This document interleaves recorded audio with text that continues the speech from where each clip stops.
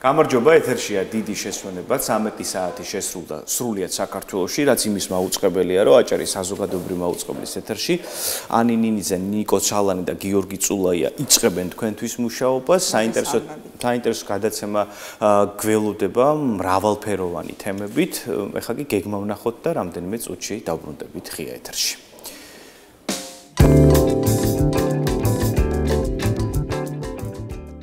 დღეს გადაცემაში ნახავთ მუზეუმების მსოფლიო დღე კულტურული მემკვიდრეობის დაცვის სააგენტოს მიერ ორგანიზებული ღონისძიება. თემაზე ვრცლად ისაუბრებს სააგენტოს არქეოლოგიურ-არქიტექტურული კომპლექსების და არქეოლოგიის განყოფილების უფროსი ლაშა ასლანიშვილი.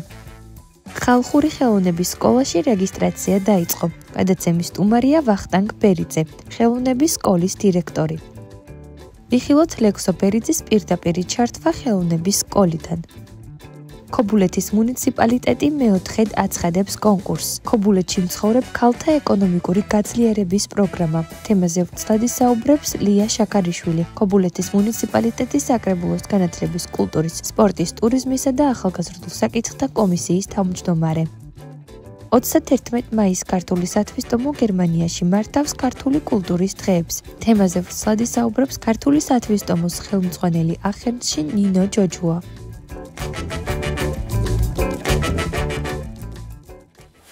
18 მაისი მუზეუმების მსოფლიო დღე იყო და დღეს ჩვენ გადაცემაში ვისაუბრებთ მუზეუმების როლზე. საინტერესო არის და აღსანიშნავი ის, რომ კულტურული მემკვიდრეობის დაცვის ეროვნული სააგენტო საინტერესო ინიციატივას ახორციელებს 18 მაისთან დაკავშირებით, ზოგადად მუზეუმების დღესთან დაკავშირებით საუბარი გვაქვს სპექტაკლ სემინარზე.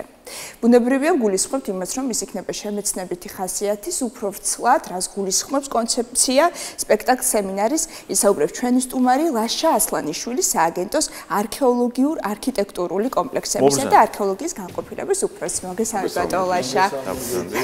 ეს ძალიან საინტერესო ჟღერს ხომ სპექტაკლის სემინარი, შემეცნებითი მუზეუმების დღე, ეს ყველაფერი ერთად ძალიან ნიშანდობლივია ხომ და ბუნებრივია ცნობიერების ამაღლებას ემსახურება. მოგვიყვებით უფრო ვრცლად, რა არის მთავარი გზავნილი, რაც უნდა მიიტანოთ აუდიტორიამდე.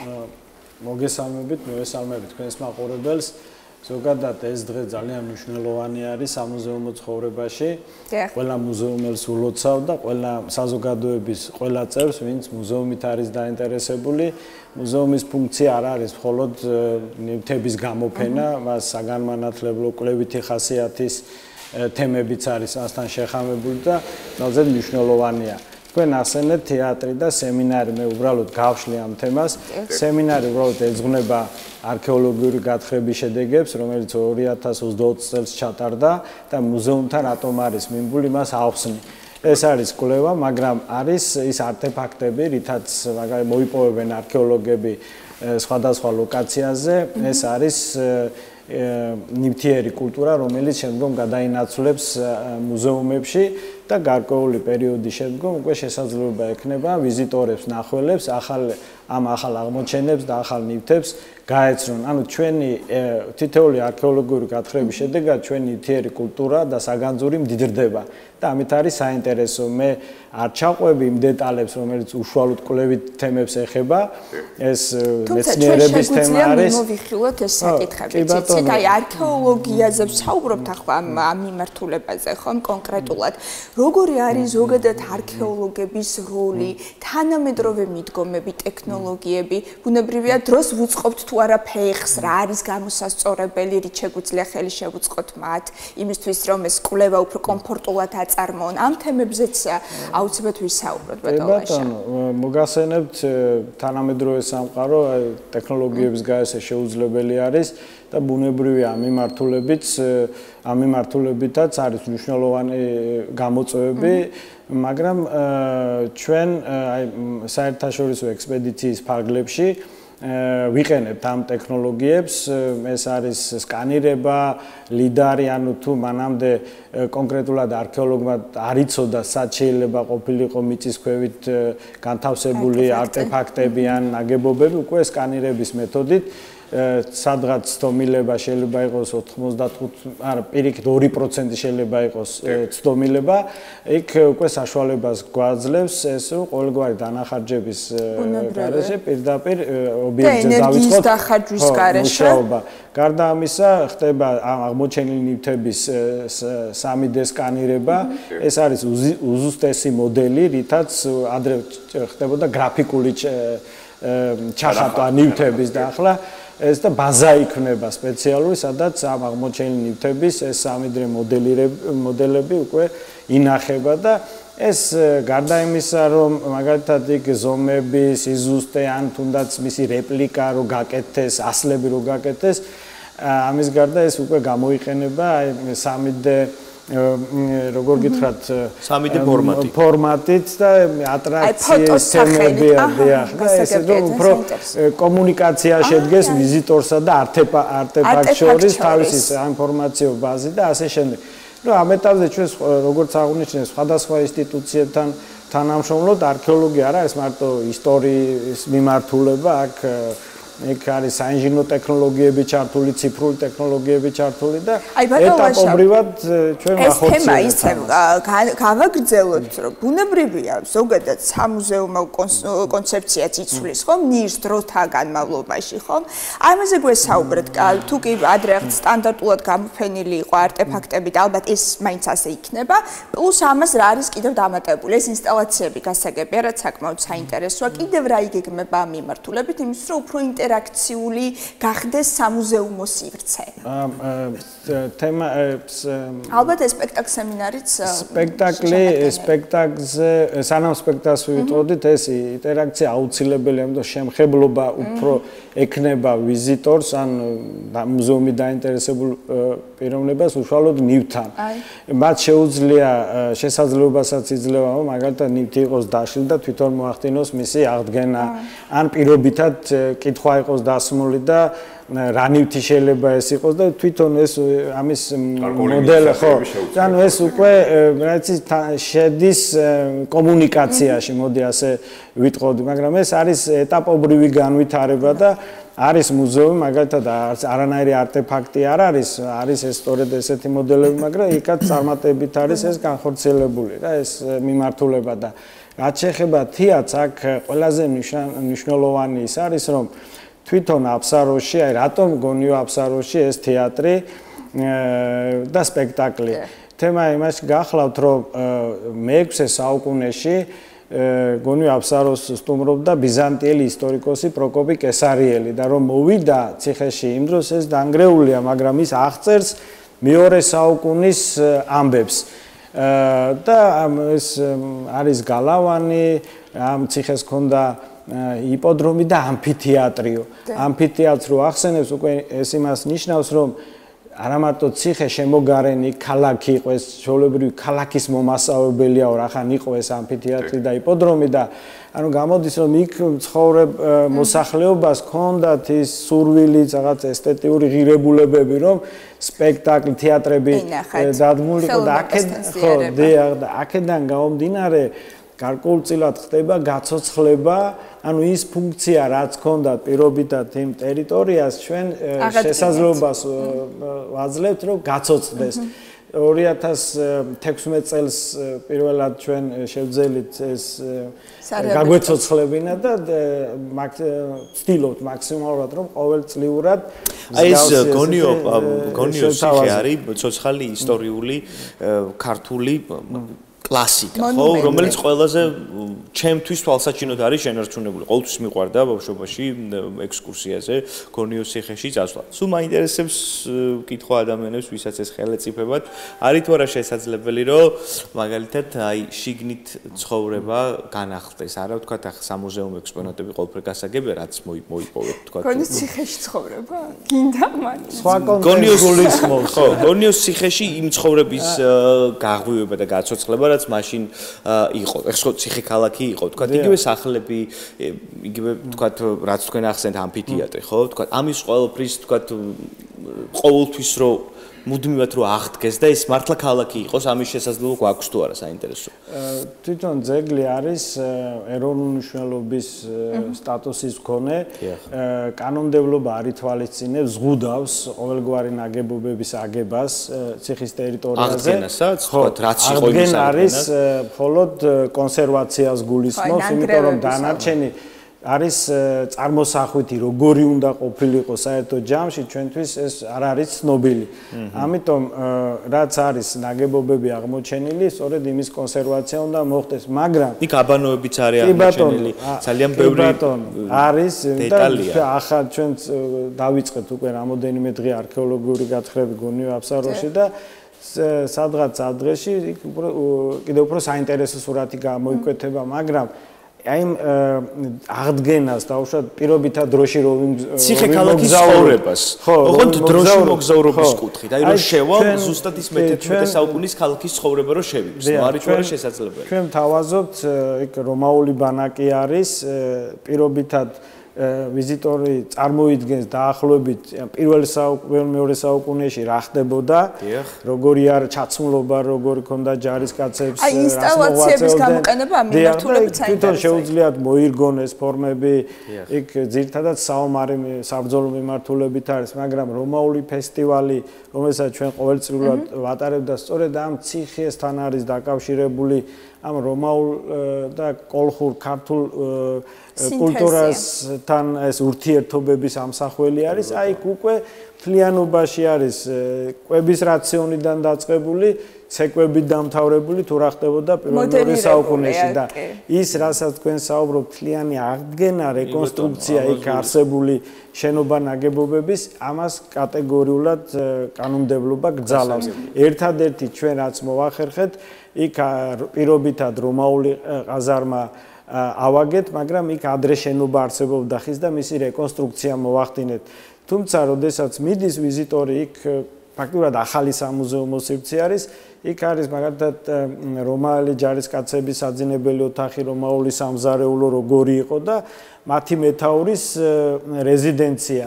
მთელი იმ ნივთებით და აღჭურვილობით, რაც იმ პერიოდში კონდათ გარნიზონს რომ ციხის ეს არის მაქსიმუმი რაც შესაძლებელი არის თვითონ ციხის ტერიტორიაზე თუმცა ჩვენ გათხრებით რომ არის როცა ექსპედიცია მიმდინარეობს იქ უფრო მეტი საინტერესო თემა არის ემოციის თვალსაზრისით მინდა გითხრათ რომ ვიზიტორი რომ მოდის არქეოლოგი არის მეცნიერ თანამშრომელი და საშუალებას აძლევს მაგალითად ფუნჯით ნივთი გაწმინდოს პატარა პრეპარაცია გააკეთოს ადგილზე კულტურული და თვითონაც შეეხოს იმ აღმოჩენილს და წარმოიდგინეთ როცა ადამიანი 21 საუკუნეში და არის 2000 წლის წინანდელი ნივთი და მას აქვს ამის შესაძლებლობა ეს სტიქიურად არ არის მინდა გითხრათ ეს თავისი მეთოდები აქვს ამ ყველაფერს მაგრამ პირველ საუკუნესაც და 21 საუკუნეში შეხების უფლებას ჩვენ ამას ვიძლევით და საკმაოდ ემოციურიცა და საინტერესო პასაჟი არის ხო ჩვენ დღეს მუზეუმების საერთაშორისო დღეზე ვსაუბრობთ და მუზეუმების საერთაშორისო საბჭოს ასე ვთქვათ ინიციატივა ყოველ 18 მაისს გარკვეულ მესიჯს ატარებს მათ შორის ლევანდელი არის მუზეუმების მომავალი სწრაფად ცვალებად საზოგადოებაში საინტერესოა ამ კუთხით რომ გავშალოთ თემა მუზეუმები როგორც ცვალებადი ასე ვთქვათ ცვლილების კატალიზატორი ამ მიმართულებით აი რამე სიახლე ხوارი გეგმება და თქვენ როგორ ხედავთ ზოგადად აი ეხლა ახსენეთ რომ ადამიანებს შეუძლიათ ექსპონატებთან უშუალოდ კომუნიკაცია ინიციატივების გამოხატვა. ზოგადად როგორი არის მუზეუმების როლი აი ამ სწრაფად ცვალებად საზოგადოებაში? საინტერესო თქვენი მოსაზრება. რამოდენიმე ათეული წლის წინ ეს კითხვა არ დაისვენებოდა. რომც დასმულიყო შედეგს ვერ მივიღებდით. აქ საზოგადოება ერთია ცვალებადია მეტ ინფორმაციას ღებულობს დღევანდელი საზოგადოება და პლუს ამას ეს ტექნოლოგიური პროცესებიც აჩქარებს ამ ყველაფერს. ამიტომ რაც ჩვენ ვისაუბრეთ ინსტალაციებთან დაკავშირებით, 3D მოდელირებასთან დაკავშირებით, სწორედ ესეც არის, სწორედ ამ სწრაფ განვითარებად საზოგადოებაში მუზეუმის განვითარება, მუზეუმაც რო უკაცრავად მუზეუმი უნდა დაეწიოს ამ ცვალებად სამყაროს.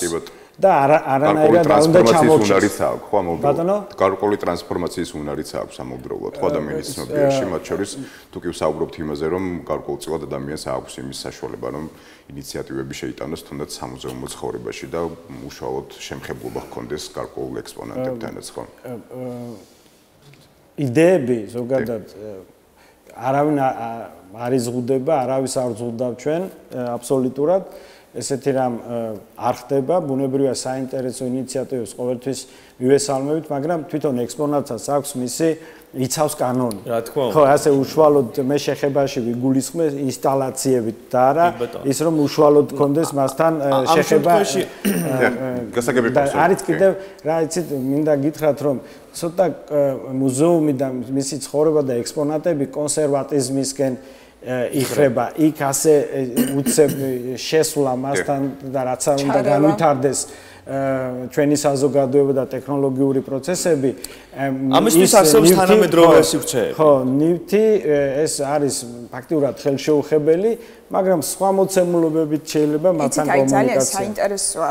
რამდენად ბევრი ვიზიტორი ყავს არქეოლოგიურ მუზეუმს და ამ ვიზიტორების უმეტესი ნაწილი, ადგილობრივი ქართველი მოქალაქეები არიან თუ ტურისტები? ესეც საინტერესო საკვლევი სტატისტიკა იქნება. ჩვენ ყოველწლიურად და ყოველდღიურ სტატისტიკას ვაკეთებთ, მინდა გითხრათ. სოფლიოში არსებული სიტუაციები ჩვენთანაც ახდენენ, მინდა გითხრათ, გავლენას, მაგრამ 100,000-ზე ნაკლები ვიზიტორი, magaritat გუნი აფსაროსის მუზეუმ-ნაკრძალს არ ყოლია. ანუ იმის თქმა გსურთ, რომ ძირითადად ტურისტები არიან ვიზიტორები. დაახლოებით აი მაისამდე სტუმარი ძირითადად ჩვენი ქვეყნის მოქალაქეები არიან და აი მაისიდან სექტემბრის ბოლომდე თითქმის ვიტყვი ასე ოქტომბრის 15 რიცხვამდე არის ჩვენთან ჩამოსული სტუმრები. სად მიმდინარეობს საინტერესო არქეოლოგიური გათხრები აჭარის რეგიონის მასშტაბით? როგორც აღნიშნე, ჩვენ დავიწყეთ რამოდენიმე დღის წინ ექსპედიცია გონიოს ციხის ტერიტორიაზე.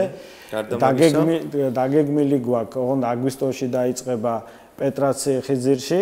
ის იქაც ძალიან საინტერესო კომპლექსი არის. გაგრძელდება გათხრები ფიჭვნარში, სამუბანზე, ეს არის ძველი წარსულის მეხუთე, მეოთხე საუკუნეების ნეკროპოლზე და მახვილაურში არის ესეთ გორა ნამოსახლარი, წინა ანტიკური პერიოდის ნამოსახლარი არის, რამოდენიმე წლის წინ შეჩერდა მან არქეოლოგიური გათხრები, სამუშაოების შედეგად იქ ავტობანის თემასთან დაკავშირებით და წელს გავაგრძელებთ ჩვენ ამ მიმართულებით მუშაობას და გარდა ამისა აჭარისწყლის ხეობაშიც არის ერთი საინტერესო ობიექტი, ეს ჯგუფი არის, რომელიც იკვლევს მეღვინეობასთან დაკავშირებულ საკითხებს და ასე რომ ყოველ წელი ჩვენ ზაფხულის თვე განსაკუთრებით დატვირთული გვაქვს და საინტერესო აღმოჩენებს ველოდებით. პრინციპში უნდა შევაფასოთ, რომ მდგრადი ურბანული განვითარების ნაწილში ამ ინიციატივებს ერთ-ერთი გადამწყვეტი მნიშვნელობა აქვს, ხომ? გარდა იმისა, რომ ჩვენს მემკვიდრეობას ვიცავთ. რა თქმა უნდა, ეს ჩვენ გადაწყვეტილების მიღებაში და შემდგომ როგორ უნდა განვითარდეთ ბუნებრივია ყველაზე ძველი ნივთი რომელია აღმოჩენილი საინტერესოა საქართველოს ტერიტორიაზე. საქართველოს ტერიტორიაზე ცნობილი არის ზეზოას და მზიას თემატიკა 1,800,000 წლით დათარიღებული და იქ ჯერ ძლოვანი მასალა არის, მაგრამ მასთან ერთად არის ის არტეფაქტები ქვასთან დაკავშირებით და აჭარაში არის ბეშუმის ნამოსახლარზე აღმოჩენილი ქვის იარაღი არის, რომელიც 300,000 წლით თარიღდება. ეს ინახება ბათუმის არქეოლოგიურ მუზეუმში, ახლა ცოტა ხანში დაიწყება რეაბილიტაცია. შეგვიძლია მის ნახვა? ჯერ არა, იმიტომ რომ მუზეუმი ახალ სახეს მიიღებს მალე, მე როგორც ვიცი. ეს აჭარის მუზეუმი ახორციელებს. ეს რა ნივთია კონკრეტულად? სამუშაო იარაღია? ქვის სამუშაო იარაღია, პრიმიტიული იარაღი არის. იმდროინდელ ადამიანს ბუნებრივია არ შეეძლო რამე ტექნოლოგიურად ისეს დაემუშავებია, ქვის იარაღები ცდილობდა ისეთი ნივთის შექმნას, რომელიც მას დაეხმარებოდა ადირის და ეს ნივთი რომელიც ახლა თქვენ ახსენეთ რომ 300,000 წლის სამუშაო იარაღია, თქვა გახდება თუ არა სოფლიო არქეოლოგიურ რუკაზე ერთ-ერთი ღირსშესანიშნავი ფაქტი. ასე მსგავსი იარაღები ბევრგან არის ნაპოვნი. სოფლიოს თემაში, აი რაც გადატრიალება მოახდინა, ეს არის ზეზოადამზიას აღმოჩენა. ეს არ იყო უბრალო აღმოჩენა, უბრალოდ ჰომინიდებთან იყო აქ საუბარი. ეს არის ძალიან მნიშვნელოვანი ჩვენი კუთხით და იქ უკვე ჰომო გეორგიკუსი, ანუ ქართველი ადამიანი, მოდი ასე არის უკვე სამეცნიერო ლიტერატურაში შესული და ეს შეიძლება ზოგისთვის ძნელი დასაჯერებელია, მაგრამ იმდროინდელი ადამიანი ახლა პრიმიტიული აზროვნება ჰქონდა, მას არ შეეძლო ხმელთაშუა ზღვით გადაეცურა და ევროპაში მომხდარიყო და ერთადერთი ყელი იყო კავკასია, კერძოდ საქართველო და მანამდე სულ გეტყვით მეცაც ევროპაში იტალიელები და ესპანელები ერთმანეთში დაობდნენ, რომელი იყო პირველი ევროპელი, იმიტომ რომ იქ დაახლოებით 800,000 წლის წინანდელი ის იყო აღმოჩენები და ერთმანეთს არაჩვენვართ და დათარიღებაში ყოველთვის პრობლემა არის და ამ ყველაფერს წერტილი დაუსვა სწორედ აღმოჩენამ დმანისი და ეს პირველად დაუჯერებელი იყო, იმიტომ რომ სოფლიო საზოგადოებამ, სამეცნიერო საზოგადოებამ ასე უცებ ვერ მიიღო ამხელა მასშტაბის ინფორმაცია უტყუარობა და მაგრამ შემდგომში უკვე ყველაფერი ნათელი გახდა, გამოიკვეთა იმის იქ არის თავის ქალა აღმოჩენილი ქვედაყვა და შემდგომ ექსპედიციას კიდევ ერთხელ უთხრათ რა გამოიკვეთა და რა გახდა ნათელი ის აი ის რომ პირველი ევროპელები რაზეც არის საუბარი, სწორედ არის ჩვენი ქვეყანა დმანისში ეს აღმოჩენა მართლა უნიკალურია და რახან ამ თემას შევეხეთ გონიოც და პეტრას და ფიჭნარიც ეს ელინისტური და ანტიკური ხანის მართლაც შესანიშნავი ძეგლები სწორედ იმის მანიშნებელი არის რომ საქართველოს ყოველთვის ოდითგანვე ქონდა ძალიან მჭიდრო ურთიერთობა, ეს კულტურული ურთიერთობები იყო, პოლიტიკური ურთიერთობები იყო და გეოპოლიტიკურ ნაწილშიც ერთ-ერთ მნიშვნელოვან საკვანძო როლს თამაშობდა. აი ეს რა თქვით ახლა თქვენ რომ აი ფაქტი ხო, ეს ისტორია ვიცით, ეს გადმოცემის თანახმად ვიცით ეს ამბები და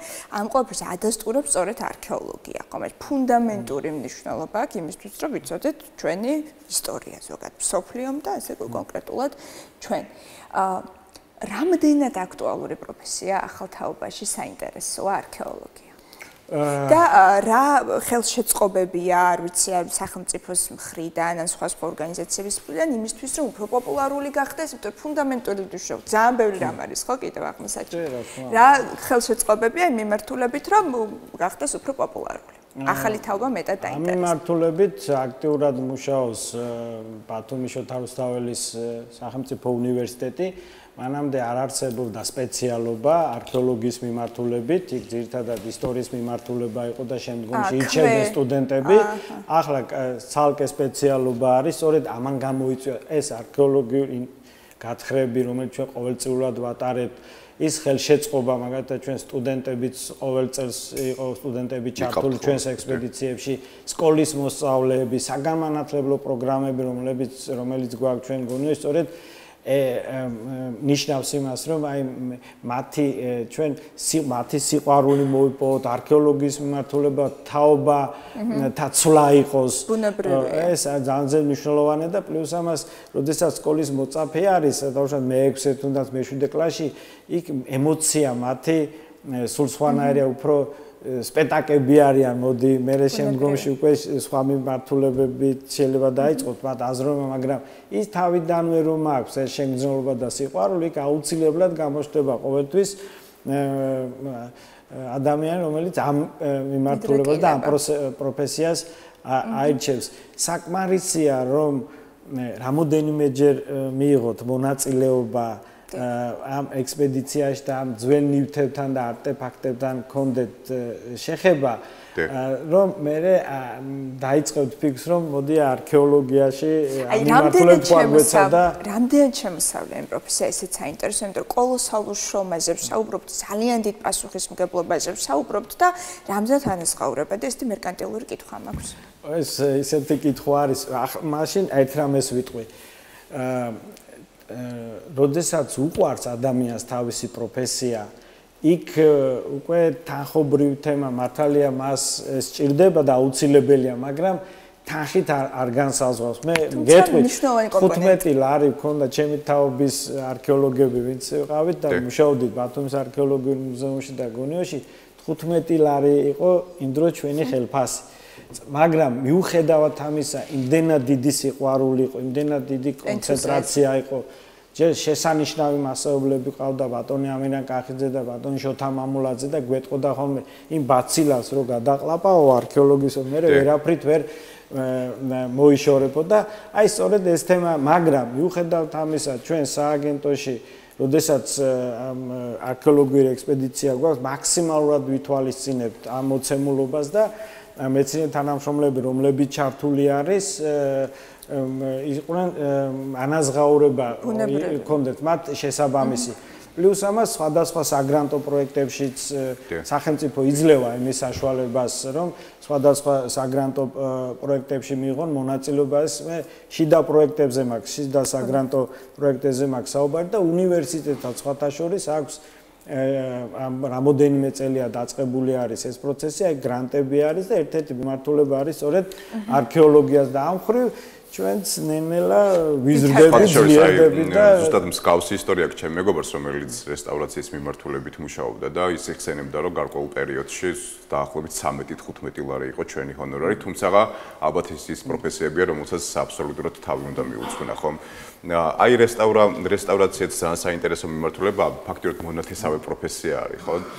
თქვენ ახსენეთ, რომ ვიზიტორების უმრავლესობა და ასე ვთქვათ, სამუზეუმო ცხოვრებაში ძირითადად ჩართულები არიან მაინც უცხოელი ადამიანები და უფრო მეტი ინტერესი. როგორ გონიათ რა უნდა გააკეთოს ქართულმა სამუზეუმო, ასე ვთქვათ, საზოგადოებამ იმისთვის, რომ ქართველი ადამიანი მეტად დაინტერესდეს იმ კულტურით და იმ აღმოჩენებით, რომელთაც დღეს თავს ვიწონებთ, თუმცა ფიზიკურად მათი ინტერესი არ გამოიხატება, მოკლედ ვიზიტით ამ შემთხვევაში როგორც თქვენ აღნიშნეთ. ზოგადად საქმე მაინც ბოლოს მიდის განათლებასთან.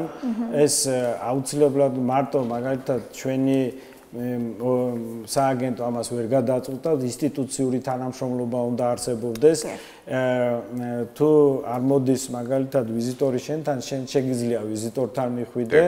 არსებობს უამრავი პლატფორმა, სადაც შესაძლებელი არის, რომ ჭალებში თქვა რეკლამირება გაუკეთოს მუზეუმებსაც, პროფესიებსაც და ამით მოხდეს მათი დაინტერესება.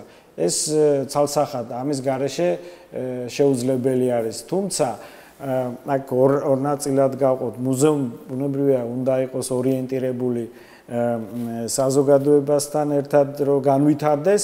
არის არქეოლოგია, რომელიც მეცნიერება არის და მეცნიერება ზოგადად ყოველთვის თავისი ჩარჩოები აქვს და ერთადერთი რაც ყველა მეცნიერი და ამ მიმართულებით არქეოლოგები ფიქრობს, რომ არ შეწყდეს განვითარება თვითონ ამ მეცნიერების და პლუს ამას თაობებს შორის წვეტა არ იყოს.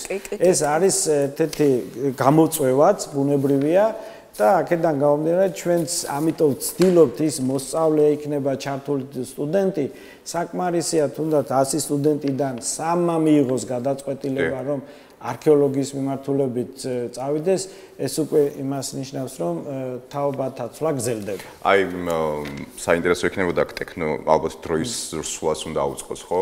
ფეხინების მერმა სფერომ და მახსენდება მაგალითისთვის ბევრ უცხოურ ქვეყანაში არის ესეთი დამკვიდრებული ახალი პრაქტიკა, რომ მაგალითად 3D სათვალის საშუალებით შეგიძლია საქართველოს თუნდაც არის სტუმრო და ასე შემდეგ. აი, მსგავსი ინიციატივებიც ალბათ საინტერესო იქნებოდა, რომ უფრო მეტად განვითარდეს ხომ ეს მიმართულებები. ტექნოლოგიებზე ჩვენ ასეთ შემთხვევაში კიდევ რა არის, იცით, აი კერძო სექტორთან თანამშრომლობაც აუცილებელი არის. არის კერძო სექტორი, რომელიც ამ მიმართულებით არის განვითარებული.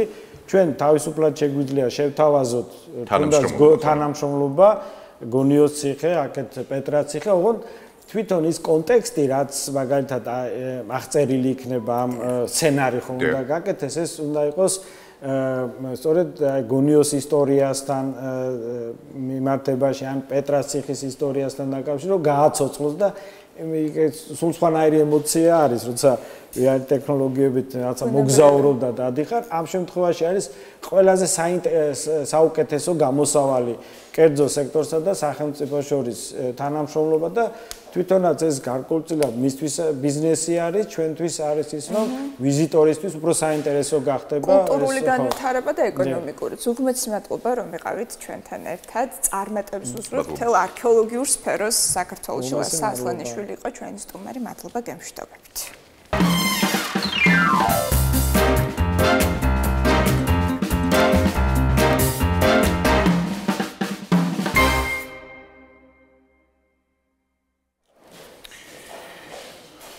გადაცემის ამ ნაწილში უკვე საუბრობთ კიდევ ერთ მნიშვნელოვან თემაზე. ქობულეთის მუნიციპალიტეტი მეოთხედ აცხადებს კონკურსს ქობულეთში მსხვილ ქალთა ეკონომიკური გაძლიერების პროგრამაზე. ლია შაქარაშვილი არის ჩვენთან დღეს სტუმრად, რომელიც უფრო დეტალურად მოგვიყვება პროგრამის შესახებ ქობულეთის მუნიციპალიტეტის საკრებულოს განათლების, კულტურის, სპორტის, ტურიზმისა და ახალგაზრდულ საკითხთა კომისიის თავმჯდომარე. მოგესალმებით კიდევ ერთხელ. მოგესალმებით. ძალიან მიხარია რომ თქვენთან ერთად ვარ მორიგჯერზე. პირველ რიგში მინდა მადლობა გადაგიხადოთ ქობულეთის მუნიციპალიტეტის ქალთა ეკონომიკური გაძლიერების მხარდამჭერი პროგრამის მუდმივი მხარდაჭერისთვის. ყოველწლიურად ჩვენ გვაქვს შესაძლებლობა თქვენი ეთერის მეშვეობით ქობულეთელ ქალებს მივაწოდოთ ინფორმაცია ამ მეტად მნიშვნელოვანი შესაძლებლობის შესახებ და წლიდან წლამდე თქვენი გადაცემის დამსახურებაც არის ის, რომ პროექტი პოპულარული ხდება და უფრო მეტი ქალი მოგმართავს აღნიშნულ პროგრამაში მონაწილეობის სურვილით. ჩვენი მოვალეობა არის და მას ყოველთვის სიამოვნებით ვაკეთებთ. გასული წლები შევაჯამოთ, მოდით ქალბატონო ლია, ესე მონიტორინგი გავაკეთოთ. ყოველწლიურად როგორ გაიზარდა პროექტი, რა კომპონენტები დაემატა, შედეგებზე ვისაუბროთ, ეს ქალბატონები კონკრეტულ ცოდნას ღებულობენ თუ შემდგომ უკვე დასაქმების პერსპექტივაც აქვთ. ეს შევაჯამოთ ეს წლები და ბუნებრივად დღევანდელ წელსაც ვისაუბროთ. მოლოდინებს. სიამოვნებით ანი, რა თქმა უნდა, თქვენ უკვე ახსენეთ, რომ უკვე მეოთხე გამოვაცხადეთ აღნიშნულ პროგრამაზე განაცხადების მიღება, რაც უკვე მიუთითებს მის წარმატებაზე. თავიდან საკმაოდ გამოწვევა იყო თუნდაც ის, რომ დაგვერწმუნებოდნენ გადაწყვეტილების მიმღები პირები ამ პროგრამის ამოქმედების საჭიროებასა და აუცილებლობაში. აქვე გეტყვით იმასაც, რომ პროგრამის ასე ვთქვათ, მთლიანი მოცულობა პროგრამის მოცემულ ეტაპზე 50,000 ლარია მუნიციპალიტეტში და თითოეულ მონაწილე დაფინანსდება გამარჯვებული, რა თქმა უნდა, ის ვინც ობიექტური ჟიურის მოწონებას დაიმსახურებს, არანაკლებ 500 და არა უმეტეს 5,000 ლარისა. როგორც წესი, ეს თანხა შეიძლება ერთი შეხედვით არ იყოს ძალიან დიდი, თუმცა ჩვენ უკვე გვაქვს ძალიან ბევრი პრაქტიკული მაგალითი, როცა ქალებმა შეძლეს ამ პროგრამის მხარდაჭერით საკუთარი დამოუკიდებელი საქმიანობის წამოწყება და მეწარმეობაზე ვსაუბრობ. ჩვენთვის მნიშვნელოვანია ბიზნესზე როგორც. დიახ, ჩვენთვის მნიშვნელოვანია იმ ქალების მხარდაჭერა, რომლებიც ზოგადად ყველა ქალის, თუმცა ქალების, რომლებიც უფრო მოწყვლად ჯგუფებს განეკუთვნებიან და აქვე უნდა ითქვას, აი თქვენ ახსენეთ, თუ წლიდან წლამდე როგორ შეიცვალა პროგრამა და რა გვაჩვენა მისმა განხორციელებამ და რა კრიტერიუმები დაემატა მას. ჩვენ თავიდანვე ვიფიქრეთ, რომ გარკვეული მოწყვლადი ჯგუფების ინტერესები გაგვეთვალისწინებინა. მოგეხსენებათ, ზოგადი კრიტერიუმი ჩვენი პროგრამისა გახლავთ ის, რომ პროექტში გამარჯვებულ ქალს აქვს ვალდებულება თანამონაწილეობის, ეს არის 10% პროექტის მთლიანი ღირებულების, თუმცა მთლიანი თუ დაფინანსებული ღირებულება. ხო, მთლიანი ღირებულების პირობითად 5,000 ლარი თუ იქნება პროექტის ღირებულება, აქედან 500 ლარი იქნება ქალის თანამონაწილეობა, გამარჯვებული ქალის თანამონაწილეობა. პროექტში გამარჯვებულის გამოვლენა საინტერესოა. დიახ, რა თქმა უნდა, ამასაც კი პასუხობ, თუმცა ანის ესეთი მოცულობით კითხვას და პასუხოთ ჯერ. მოდით თანმიმდევრულად მივყვეთ ზოგადად პროგრამის შინაარს, რაც ვფიქრობ ასევე მაყურებლისთვის არის საინტერესო. პროექტში მონაწილეობის შესაძლებლობა აქვთ ქობულეთის მუნიციპალიტეტში რეგისტრირებულ ქალებს 18 წლიდან ზემოთ, ასე კი რა თქმა უნდა, ზედაზღვარი არ არსებობს.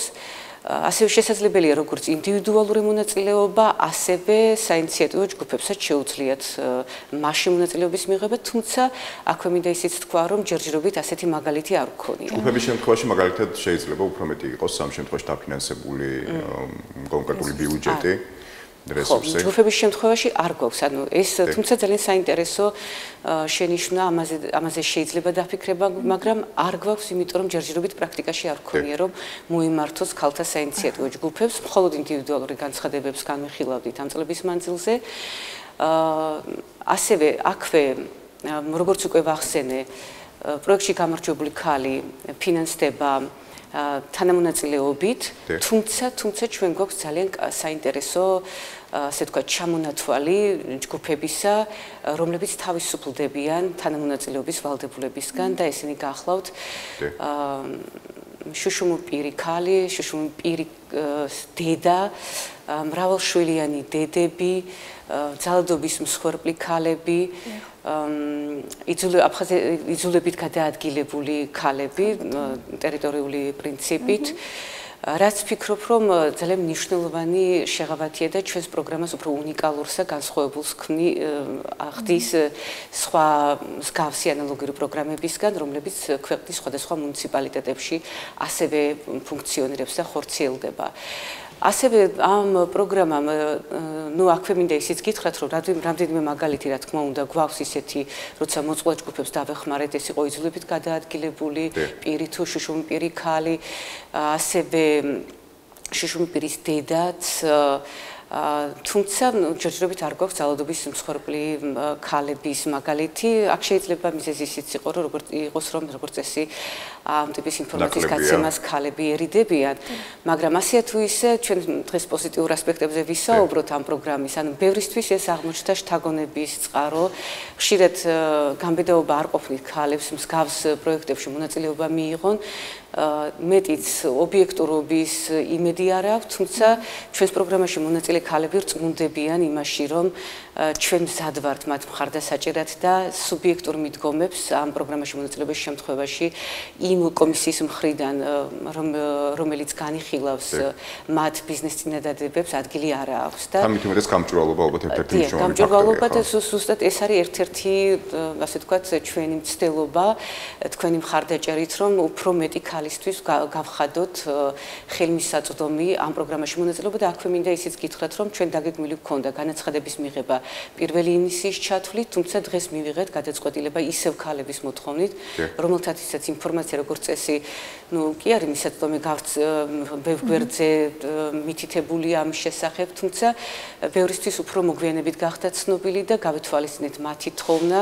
და განაცხადების მიღების ვადა გავზარდეთ 10 ივნისამდე, რაც ვფიქრობ, რომ უკვე საკმაოდ ნორმალური დროა იმისთვის, რომ მოემზადონ და ამავდროულად ჩვენ ვეხმარებით მათ პროექტების გამართვაშიც და ყოველწლიურად გვაქვს პრაქტიკა იმისა, რომ ქალები, რომლებიც მანამდე მოგმართავენ, ვაგროვებთ ინფორმაციას, მათ საკონტაქტო ინფორმაციას, შემდგომ მათთვის პროფესიონალი ტრენერის საშუალებით ვაძლევთ შესაძლებლობას, რომ შეადგინონ გამართულად პროექტი და რა თქმა უნდა კონკრეტული პროექტის განაცხადი ფორმაც მითითებულია ვებგვერდზე, რომ მათთვის უფრო ადვილი იყოს. აი, გამართლობის ნაწილში მაგალითად თუ გაქვთ ინიციატივა, თუნდაც დაეხმაროთ მათ, რომ ძალიან ბევრი ქალბატონი ალბათ თავს შეიკავებდა, ვინაიდან გარკვეულწილად ბევრისთვის ასოცირდება გარკვეულ ფორმალობებთან, იქ ბევრ სხვა დეტალთან, რომელიც შეიძლება მათთვის არ იყოს, ასე ვთქვათ, მარტივი. ამ შემთხვევაში თუ ეხმარებით პროექტის სწორად გამართვაში და აქ იდეა რამდენად ფასობს, ანუ იდეა არის მთავარი და შემდეგ უკვე დანარჩენი რა პროცესს გადის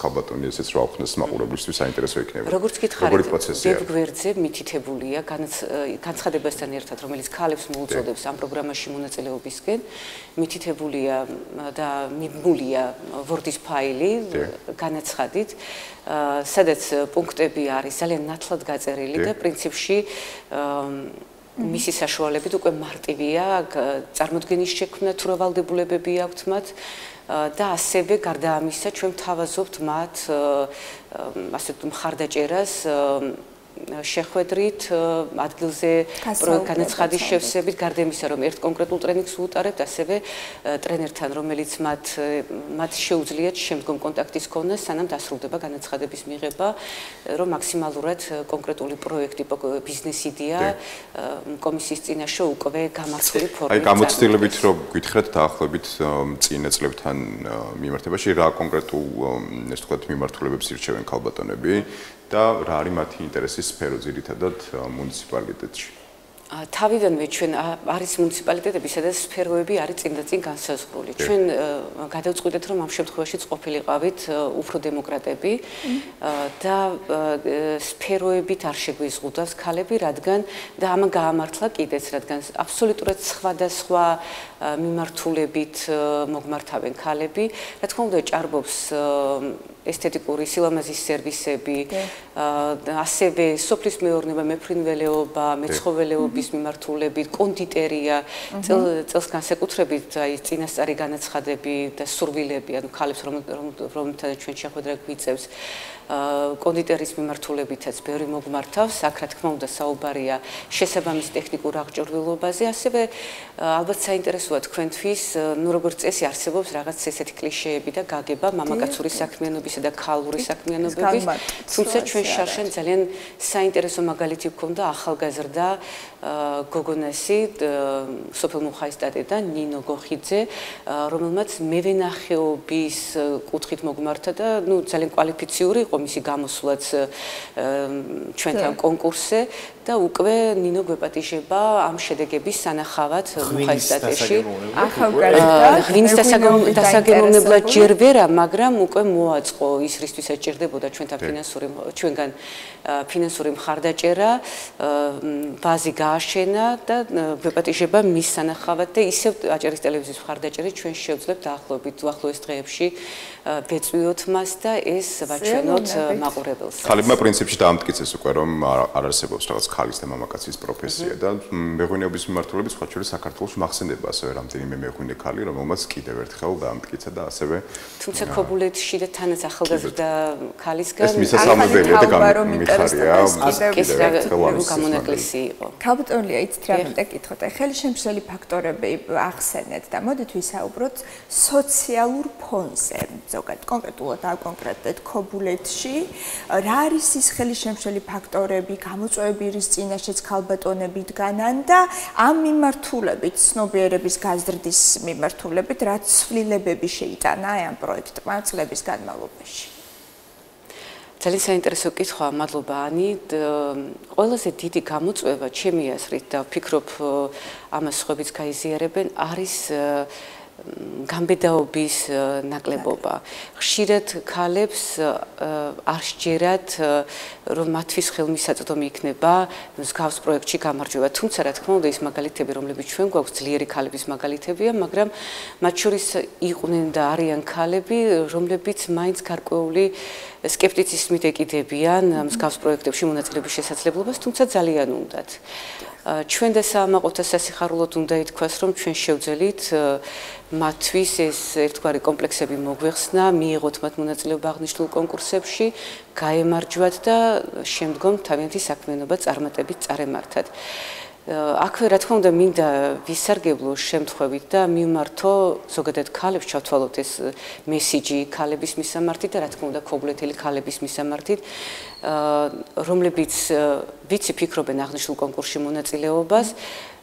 არის რაღაც გარკვეული ბარიერები, მაინც ზოგადი მოსაზრებები იმისა, რომ შეიძლება მიკერძოებას ჰქონდეს ადგილი, როგორც ხდება ხოლმე, მაგრამ ის მაგალითები, რომლებიც უკვე არის ამ პროგრამაში მონაწილეობის შემდეგ სხვა ქალებისა, მათ ეჭვებსაც ფანტავს და ამავდროულად მინდა მათ ვუთხრათ, რომ პირველი რა თქმა უნდა იოცნებეთ, იმოქმედეთ და ეს აღნიშნული პროგრამაც თავის დროზე შეიქმნა სწორედ იმიტომ, რომ თქვენთვის მოეცა შესაძლებლობები, რომ ყოფილიყავით ეკონომიკურად დამოუკიდებლები და ეკონომიკური დამოუკიდებლობა და კონკრეტულად ეს პროგრამა არ არის ერთი კონკრეტული ან ზოგადად კონკრეტული ქალების დახმარება.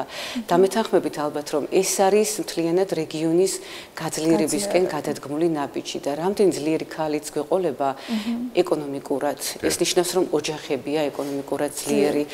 ბედნიერი ქალი კიდე აბედნიერებს გარშემო ყველას და ამიტომ ძალიან მნიშვნელოვანია ამ პროგრამის არსებობა და ვისურვებდი რა თქმა უნდა, რომ მომავალში კიდევ უფრო გავზარდოთ მისი ბიუჯეტის მოცულობა, რომ უფრო მეტ ქალს ჰქონდეს შესაძლებლობა მისი სარგებლობის. თუ არის ინიციატივა მაგალითად თვითონ სახელმწიფოს მხრიდან, იმიტომ რომ ქალთა ეკონომიკური წარმატება ნებისმიერ შემთხვევაში სასარგებლოა და საამაყოა ჩვენთვის, ხო?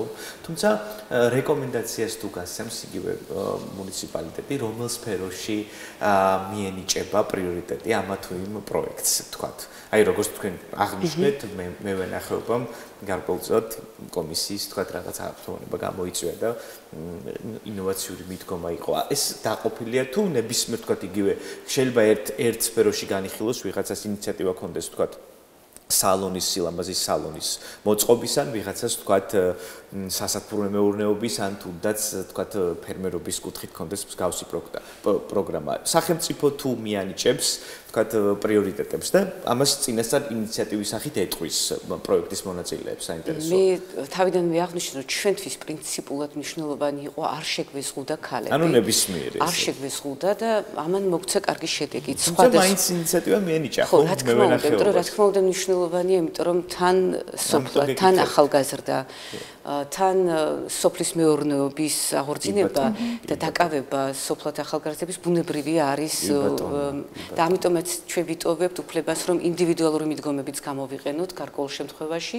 მაგრამ შევზღუდოთ სფეროები შეიძლება ძალიან კარგი ინოვაციური იდეა დაიბლოკოს ასეთ შემთხვევაში და ჩვენ ველოდებით რა თქმა უნდა ნიჭიერ შემოქმედ ქალებს, გამბედავ ქალებს და იმათაც ვისაც დღეს შეიძლება რაღაც მიზეზების გამო გამბედაობა არ ყოფნიდეს. წელს რამდენი პროექტი დაფინანსდება? სამყარო შეცვალოთ და რატომაც არა, მიიღეთ მონაწილეობა აღნიშნულ კონკურსში. რამდენი პროექტს დავაფინანსებთ? იცით რა არის, სულ როგორც გითხარით, მთლიანი მოცულობა პროექტის გახლავთ, ბიუჯეტი გახლავთ 50000 ლარი. მხოლოდ ერთი? შესაძლებელია არანაკლებ 500 და არაუმეტეს 5000 ლარისა.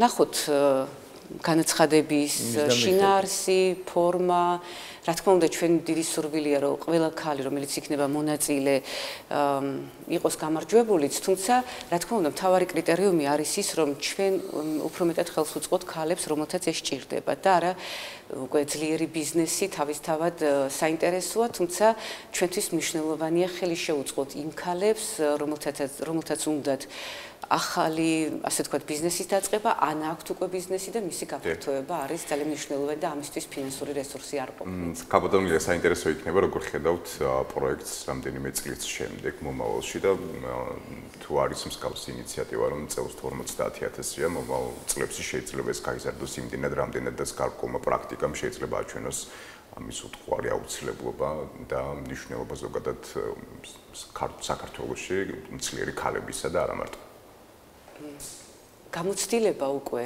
ამ პროექტის განხორციელების და დინამიკა ის რომ თავის დროზე ძალიან მცირე მოცულობით გავბედეთ და დავიწყეთ პროექტის განხორციელება. რა მოცულობა იყო საინტერესოა პირველი 5000 ლარი იყო, თუმცა საერთაშორისო ორგანიზაცია გაერო იყო ჩვენი მხარდამჭერი, მაგრამ მუნიციპალიტეტის თანამონაწილეობა იყო მაშინ მცირე, თუმცა პირველი ჩვენ მაინც გავბედეთ მისი დაწყება და თავიდანვე იყო, ასე ვთქვათ, წარმატებული მაგალითი, რამაც მოგცა საფუძველი, რომ მოგვეთხოვა კიდევ უფრო ამ ბიუჯეტის გაზრდა. დღეს 50000 ლარია, თუმცა ჩემი პირადი აზრი, რა თქმა უნდა, ამ შემთხვევაში არის ის, რომ ქობლეთის მუნიციპალიტეტი, რა თქმა უნდა, არ არის მცირე მუნიციპალიტეტი, შესაბამისად ქალების რაოდენობაც ცოტათი აჭარბებს მამაკაცების რაოდენობას როგორც მთელ ქვეყანაში ასევე ქობულეთში. აქედან გამომდინარე შესაძლებელია რა თქმა უნდა ამ ბიუჯეტის გაზრდა თუ გავითვალისწინებთ რომ მსგავსი ბიუჯეტი მაგალითად დუშეთის მუნიციპალიტეტში სადაც მერი ხელმძღვანელი ქალია 100000 ლარს აღწევს და დუშეთის მუნიციპალიტეტი ვიცით რომ არის პატარა მუნიციპალიტეტი, რა თქმა უნდა შესაძლებელია მის გაზრდაზე ვიფიქროთ და მე ამ პროგრამის მომავალს ძალიან წარმატებულად ვხედავ. უკვე წარმატებულია ის და კიდევ უფრო მეტი ქალისთვის გახდება ის საფუძველი დაიწყოს ახალი ცხოვრება. საინტერესოა მაგალითისთვის თუ ფიქრობთ საერთოდ საერთაშორისო საგრანტო პროგრამებთან თანამშრომლობას, ისევე როგორც თქვენ აღნიშნეთ გაერო, რამდენად მნიშვნელოვანია გაეროს და ევროკავშირის და ნებისმიერი სხვა საერთაშორისო საგრანტო პროგრამების ჩართულობა და თუ არის საერთოდ საუბარი ამ მიმართულებით. თავის დროზე, რა თქმა უნდა, როგორც გითხარით, ჩვენ დავიწყეთ ამ საერთაშორისო ორგანიზაციასთან თანამშრომლობით აღნიშნული პროექტის განხორციელება. ახლა უკვე მუნიციპალიტეტი ახორციელებს მას, რა თქმა უნდა, მნიშვნელოვანი მუნიციპალიტეტისთვის, რომ თვითონ იყოს მსგავსი მნიშვნელოვანი და საინტერესო პროგრამების განმახორციელებელი. სხვა მაგალითებიც ამ პროგრამის მიღმა მუნიციპალიტეტს აქვს თანამშრომლობის მაგალითები, როგორც ევროკავშირთან, ასევე სხვა პროგრამებთან, ასე რომ ეს არ წარმოადგენს პრობლემას. ნახოთ, როგორ განვითარდება მოვლენები, ჩვენ ის რაც ჩვენ საზოგადოების განვითარებას, სასიკეთო წინსვლას გამოადგება, რა თქმა უნდა, ჩვენ მზად ვართ. უღრმესი მადლობა. წარმატებები და წარმატებები ვუსურვოთ ქალბატონებს, რომლებიც გეგმავენ რომ მიიღონ ფინანსურად დამოუკიდებელი ხალი და ბედნიერი ხალი ნიშნავს ბედნიერ ქვეყანას და ეკონომიკურად გამართულ ქვეყანას. უღრმესი მადლობა რომ იყავით ჩვენთან ერთად ლია შაქარიშვილი სტუმრობდა დიდ შესვენებას.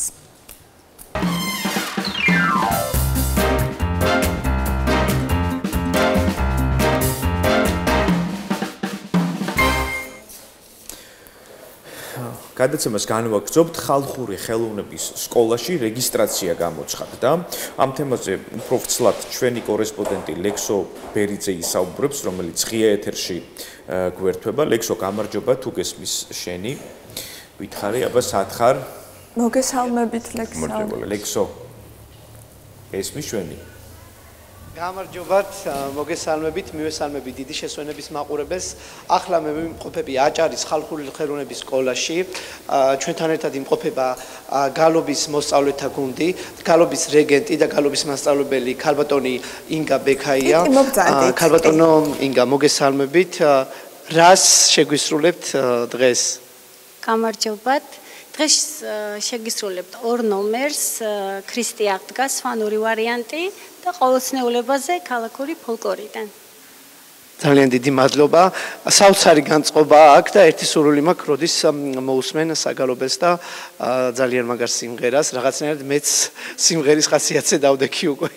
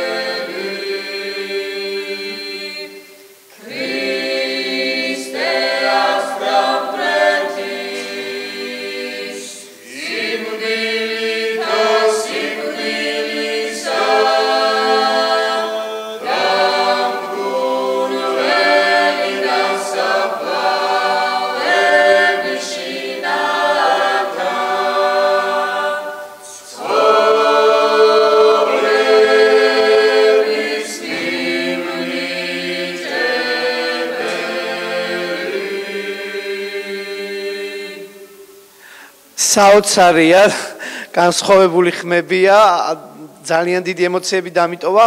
აბა ეხლა რას შემოგთავაზებენ სიმღერას? მოკლედ საოცარი გარემოა აქ.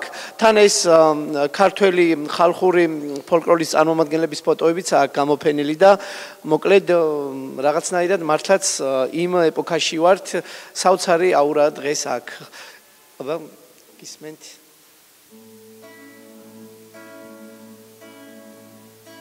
Oh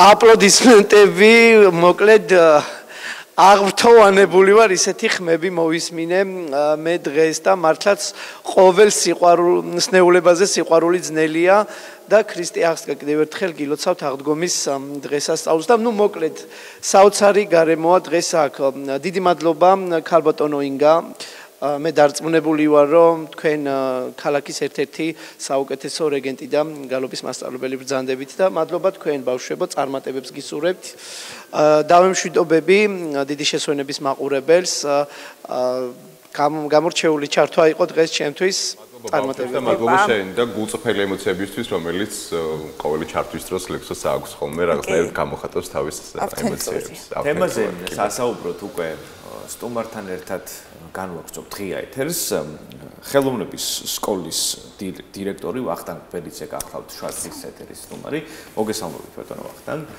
ეს გახლავთ კურსდამთავრებულები რომლებმაც დაეუფლენ შესანიშნავ ხმის თუ ქართული ხელოვნების ელემენტებს და ესე სიამტკბილურად ვიმღერეს ეთერში. მადლობა რომ ხართ დღეს ჩვენთან ერთად. მოდით პირველ რიგში დავიწყოთ რეგისტრაციიდან. როგორ უნდა მოხდეს ბავშვები თუ მოზარდები თქვენთან სტუდიაში და შემდეგ უკვე განვავრცობთ ამ თემას, გვაინტერესებს ბევრი დეტალი ხელოვნების სკოლის შესახებ. დიდი მადლობა დაინტერესებისთვის. სანამ დავიწყებდეთ საუბარს, მინდა ყველა მე-12 კლასის ვისი ბოლოს არის დღეს დაირეკა, წარმატებები უსურვო და ისინი ნამდვილად არიან ის მომავლის ენერგია, რომელმაც ჩვენი ქვეყანა ახალ მწვერვალებზე უნდა აიყვანოს და ახალი განვითარების ეტაპები უნდა შესწინოს ჩვენს ქვეყანას. რაც შეეხება ჩვენთან რეგისტრაციას, ძალიან მარტივი პროცესია, ყოველგვარი ზედმეტ ბიუროკრატიის და სირთულის გარეშე საქართველოს ნებისმიერ ტერიტორიაზე მცხოვრებ ადამიანს შეუძლია ჩვენთან რეგისტრაცია. ერთის მხრივ არის ონლაინ მარტივ მულზე დარეგისტრირებით და მარტივ ინფორმაციის გაზიარებით და მეორეს მხრივ უშუალოდ სკოლას შეუძლია მოგზანდეს შეავსოს განაცხადი და ასაკის მიუხედავად ასაკობრივ შესწვა არ არის თუ არის? კი, ანუ დაშვების წინაპირობად გვაქვს რომ ჩვენთან მოსულ პირს უნდა კონდეს სრული საბაზო განათლება, რაც გულისხმობს, რომ უმაღლეს განათლებას თუ მუსიკალური სრული საბაზო განათლება საშუალო სკოლას გულისხმობთ. მუსიკალურ და ქორეოგრაფიულ განათლებას რაც შეეხება, დაშვების წინაპირობაში გვაქვს რომ სასურველია რომ სტუდიებში კონდეს გამოცდილება სწავლების, ანუ მაინც რაღაცა ბაზა უნდა კონდეს ამ ადამიანს. ეს სრულიად გამოუცდელი იყოს, თუმცა დაინტერესებული და ეხლა სულს რომ აღმოაჩნოს თავის თავში ეს უნარები, ამ ფილტრს გაიმლის, რამდენი კაცრია ზოგადად ფილტრი. ასეთებიც ყავს, ჩვენ არ ვართ ორიენტირებული იმ ადამიანებზე მხოლოდ, ვინც უკვე იცის და განვითარებისთვის სჭირდება ჩვენი სკოლა, ჩვენ ნულიდანაც ვასწავლით ადამიანებს, ჩვენთან მოსულებს განსაკუთრებით მუსიკის მიმართულებით და რა თქმა უნდა ისინი 2 წლის შემდგომ ხედავენ შედეგს, რომელიც შედეგიც მათ რაღაცნაირად ვოკალური მონაცემებით საჭიროა, თქვათ, უნდა კონდეს. აი ძალიან მარტივი რა, ანუ სმენა უნდა გააჩნდეს, რიტმს უნდა გრძნობდეს და ყველაზე მთავარი რაც არის ძალიან დიდი სიყვარული უნდა კონდეს ქართული კულტურის მიმართ კონკრეტულად. აი თუ სმენა არ აქვს ადამიანს, ამის გამომუშავება შეიძლება? წვალებით ყველაფრის გაუმჯობესება შეიძლება, თუმცა რა თქმა უნდა ეს ბევრ დროს მოითხოვს და იმ ადამიანის შრომის უნარიანობაზე და შრომის სიყვარულზეა დამოკიდებული. აი საინტერესო არის თქვენ მუსიკის მიმართულება ახსენეთ და სხვა მიმართულებებით შეიძლება ხელოვნების სკოლა. მოდი სანამ ვიტყოდე კონკრეტულ დარგებს, რაზეც ვიღებთ ჩვენ ესეთი არსი ავხსნათ რა არის ჩვენი სკოლა და ზოგადად რას ვაკეთებთ და რისთვის არსებობს 70 წელზე მეტია. ანუ ყველა ქვეყანას აქვს კულტურის რესურსი, როგორც მატერიალური, ისე არამატერიალური. თქვენ წინა ორ სტუმართან მატერიალურ კულტურაზე ისაუბრეთ და ძალიან კარგად წარმოაჩინეს იმ ადამიანებმა ამ მატერიალურ კულტურის ღირებულებები და ის ფასეულობა, რომელიც გააჩნია. ეხლა ჩვენ ვისაუბროთ არამატერიალურ კულტურულ ძეგლზე, როგორიც არის მაგალითად მუსიკა, რწმენა წარმოდგენები, ზეპირსიტყვიერება, ფოლკლორის ყველა მიმართულება, რაც კი არსებობს. ეს არის უკიდეგანო რესურსი ჩვენი ქვეყნისთვის, რომლის სწორად გამოყენებას, სწორ მენეჯმენტს შეუძლია ეკონომიკური სარგებელიც მოუტანოს ჩვენს ქვეყანას და ამავდროულად, რა თქმა უნდა, განვითარდეს ეს დარგები, კონკრეტულად მუსიკა, ქორეოგრაფია, ტრადიციული რეწვა და რა თქმა უნდა, განვითარებაში ყველაზე მნიშვნელოვანია ადამიანის როლი. ამიტომ ჩვენ სკოლას აქვს უბრალოდ ეს ფუნქცია, რომ ერთის მხრივ ჩვენ ვიცით ჩვენი ქვეყნის რესურსი რაც არის, ის 1000 წლეულების დაგროვილი ინფორმაცია, ცოდნა, გამოცდილება, ისტორიული ნალექი, რომელიც ყველა ჩვენთაგანზე არის და მეორეს მხრივ ჩვენ ხედავთ საჭიროებას, რომ ამ რესურსის სწორად გამოყენება სჭირდება კარგი საკადრო რესურსი, ადამიანები, რომლებიც შემდგომ განავითარებენ და თქვენ წეგან საუბრობდით არქეოლოგიაზე და აი როგორც არქეოლოგები, აღმომჩენები და ახალი სიცოცხლის მიმცემები, ჩვენთან მოსული მუსიკოსებიც, ქორეოგრაფებიც და ტრადიციული რეწვის მიმართულებით დაინტერესებული ადამიანებიც თითოეულ ნიმუშს აი ესე აღმოაჩენენ და თავიდან აძლევენ ახალ სიცოცხლის უნარს. გარკვეულწილად მემკვიდრეობის დაცვა და ასევე რა თქმა უნდა, ეს არის ჩვენი ქვეყნისთვის ყველაზე ძვირფასი ფასეულობა და ერთადერთი უნიკალური, ესე ვთქვათ, ცოდნა, რომელიც ყველა ჩვენთაგანზე ვრცელდება. რა თქმა უნდა, აქ მოსული ადამიანების ძალიან დიდი პროცენტი შეიძლება ერთი ნაკადის, ორი ნაკადის ვერ შედგეს როგორც დიდი პროფესიონალი, ანუ ვერ დამკვიდრდეს ამ სფეროში, მაგრამ ის ცოდნა, რომელსაც აქედან წაიღებს, მნიშვნელოვანია იმისთვის, რომ გააგრძელოს ხაზი თავის, ესე ვთქვათ, ოჯახში, თავის მემკვიდრეებში, ხო? და მეორეს მხრივ ჩვენ გვაფასებენ ესეთი ზოგადად წარმოდგენა არის, რომ თითქოს ჩვენთან მოდიან სამოყვარულო დონეზე სასწავლებლად, ასეთი ნამდვილად არ არის. ჩვენთან მოსული ადამიანები მნიშვნელოვან ცოდნას, მნიშვნელოვან უნარებს, მნიშვნელოვან ესე ვთქვათ ინფორმაციას თეორიულს იძენენ და შემდგომ ეს ადამიანები საქმდებიან საქართველოს სხვადასხვა რეგიონებში, სხვადასხვა მუნიციპალურ თუ აკადემიურ თუ სხვა ტიპის ანსამბლებში, უფრო მეტიც ჩვენი კურსდამთავრებულები დასაქმებულები არიან საჯარო სკოლებში, ბაღებში, ასე რომ დასაქმების თვალსაზრისითაც ეს არის ძალიან მნიშვნელოვანი და მეორეს მხრივ რომ როგორც თქვენ ახსენეთ, ვეხებით მემკვიდრეობას, რაც აი ღია საზოგადოების ფორმატში და გლობალურ პროცესში ძალიან მნიშვნელოვანია, რომ ჩვენ ვიცოდეთ, სად გადის მემკვიდრეობის ზღვარი. რა თქმა უნდა, აქ და ახლა თითოეული ჩვენთაგანი, აი ჩვენი საუბარის რაღაცნაირი კულტურის ნაწილია და რაღაცა ახალ კულტურას ვამკვიდრებთ, მაგრამ ჩვენ აუცილებლად უნდა გვახსოვდეს 1000 წლეულების ინფორმაციას როგორ უნდა მოვექცეთ, ანუ იმ მემკვიდრეობას და მეორეს მხრივ როგორ შევქმნათ ახალი ესე ვთქვათ ესთეტიკა, ახალი მშვენიერება, რომელიც ხელოვნებად უნდა იქცეს და რომელზეც თაობები უნდა გაიზარდოს. და რომელიც წლების მერე იქნება უკვე ფოლკლორი, ხო? აი ვახტანგ, ახსენეთ ის, რომ ბაღებში, საგანმანათლებლო სივრცეებში ადამიანები საქმდებიან, ხო, რომლებიც აი ამ სკოლაში ღებულობენ განათლებას. საინტერესოა, საერთოდ ქართულ, აი ბათუმის სკოლებში და ბაღებში ისწავლება ფოლკლორი. იმიტომ რომ მე, როცა ჩავდივარ ხოლმე ჩემს სოფელში, ოზურგეთში, ასკანაში, ვგიშდები იქაურობას და მოვიკითხავ ასკანას, მიყვარს ძალიან. ნებისმიერ ოჯახს რომ ესტუმრო, ყველა თაობა უკრავს ფანდურზე და სხვა დასაკრავ ინსტრუმენტზე, ხმაც გავარჯიშებული აქვს, ესე ერთხმად თაობები მღერიან და ეს არის უდიდესი სიამოვნება.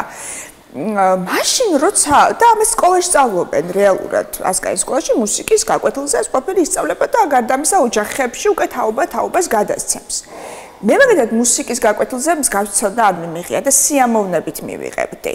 აი, იგეგმება თუ არა ამ მიმართულებით, თუნდაც თანამშრომლობა სხვადასხვა სკოლებთან ცნობიერება ამაღლდეს, იმიტომ რომ აი ბათუმელმა ბავშვმა შეიძლება სულაც არ იცის, რაოდენ დიდი მნიშვნელობა აქვს და ენერგეტიკული დატვირთვა აქვს დასაკრავ ინსტრუმენტზე ან ფანდურზე დაკვრას და რაღაცა მისთვის აქტუალური საერთოდ სხვა დასაკრავებია, ხო? კი ბატონო. მესმის თქვენი კითხვის არსი, მოდი ცოტა ფართო სურათში დავინახოთ ეს პრობლემა, რომ ჩვენს განათლების სისტემაში იმდენჯერ ჩატარდა რეფორმა, რომ საბოლოოდ ძალიან ესეთ სავალალო მდგომარეობა მივიღეთ კონკრეტულად მუსიკის და შემოქმედების მიმართულებით, იმიტომ რომ თითქმის გამოსულია სკოლებიდან შემოქმედებითი პროცესი და თუ ჩვენ საუბრობთ ჯანსაღი საზოგადოების ჩამოყალიბებაზე, აუცილებელია ამისთვის, რომ არსებობდეს კრეატიული და შემოქმედებითი აზროვნება ბავშვობიდანვე მოზარდში და შემოქმედებითი აზროვნების მქონე ადამიანები რომ უკეთესი მოქალაქეები არიან, ამაში ყველა დამერწმუნებად. ანტიკური საბერძნეთში, სადაც განათლების მოდელი საერთოდ ჩამოყალიბდა და კაცობრიობამ ამის შემდგომ დაიწყეთ რაღაცა ფორმებში ჩვენი ქვეყნების მიხედვით ჩალაგება, სამ დისციპლინას ასწავლიდნენ და ამ სამში პირველი იყო მუსიკა. მუსიკა არის ჰარმონია ადამიანის შინაგანი და გარეგანი სამყაროსი. ანუ მუსიკა არ არის მხოლოდ გასართობი ან ხელოვნების დარგი. მუსიკა არის სამყაროს აღქმა, გაგება და რაც უფრო ხშირად მუსიკის ენით დაუწყებთ ჩვენს მოზარდებს, ჩვენ შვილებს საუბარს, რა თქმა უნდა, ისინი უკეთესი და ჰარმონიული ადამიანები იქნებიან სამყაროსთან. სულისენას ეძახდნენ. დიახ. ასევე არის ერთ-ერთი უნიკალური ენა ქართველებისთვის, ესე სანამ ვერბალურად დავიწყებდით ლაპარაკს, საუბრობდით სხეულით და სხეულის ენა საუკუნეების განმავლობაში ჩვენ ავიყვანეთ ხელოვნების დონემდე. ანუ ქართული ქორეოგრაფია არ არის მხოლოდ გასართობი საგანი და აი სადღაც დღესასწაულებზე რო ვიცეკოთ ამისთვის არ არის საჭირო.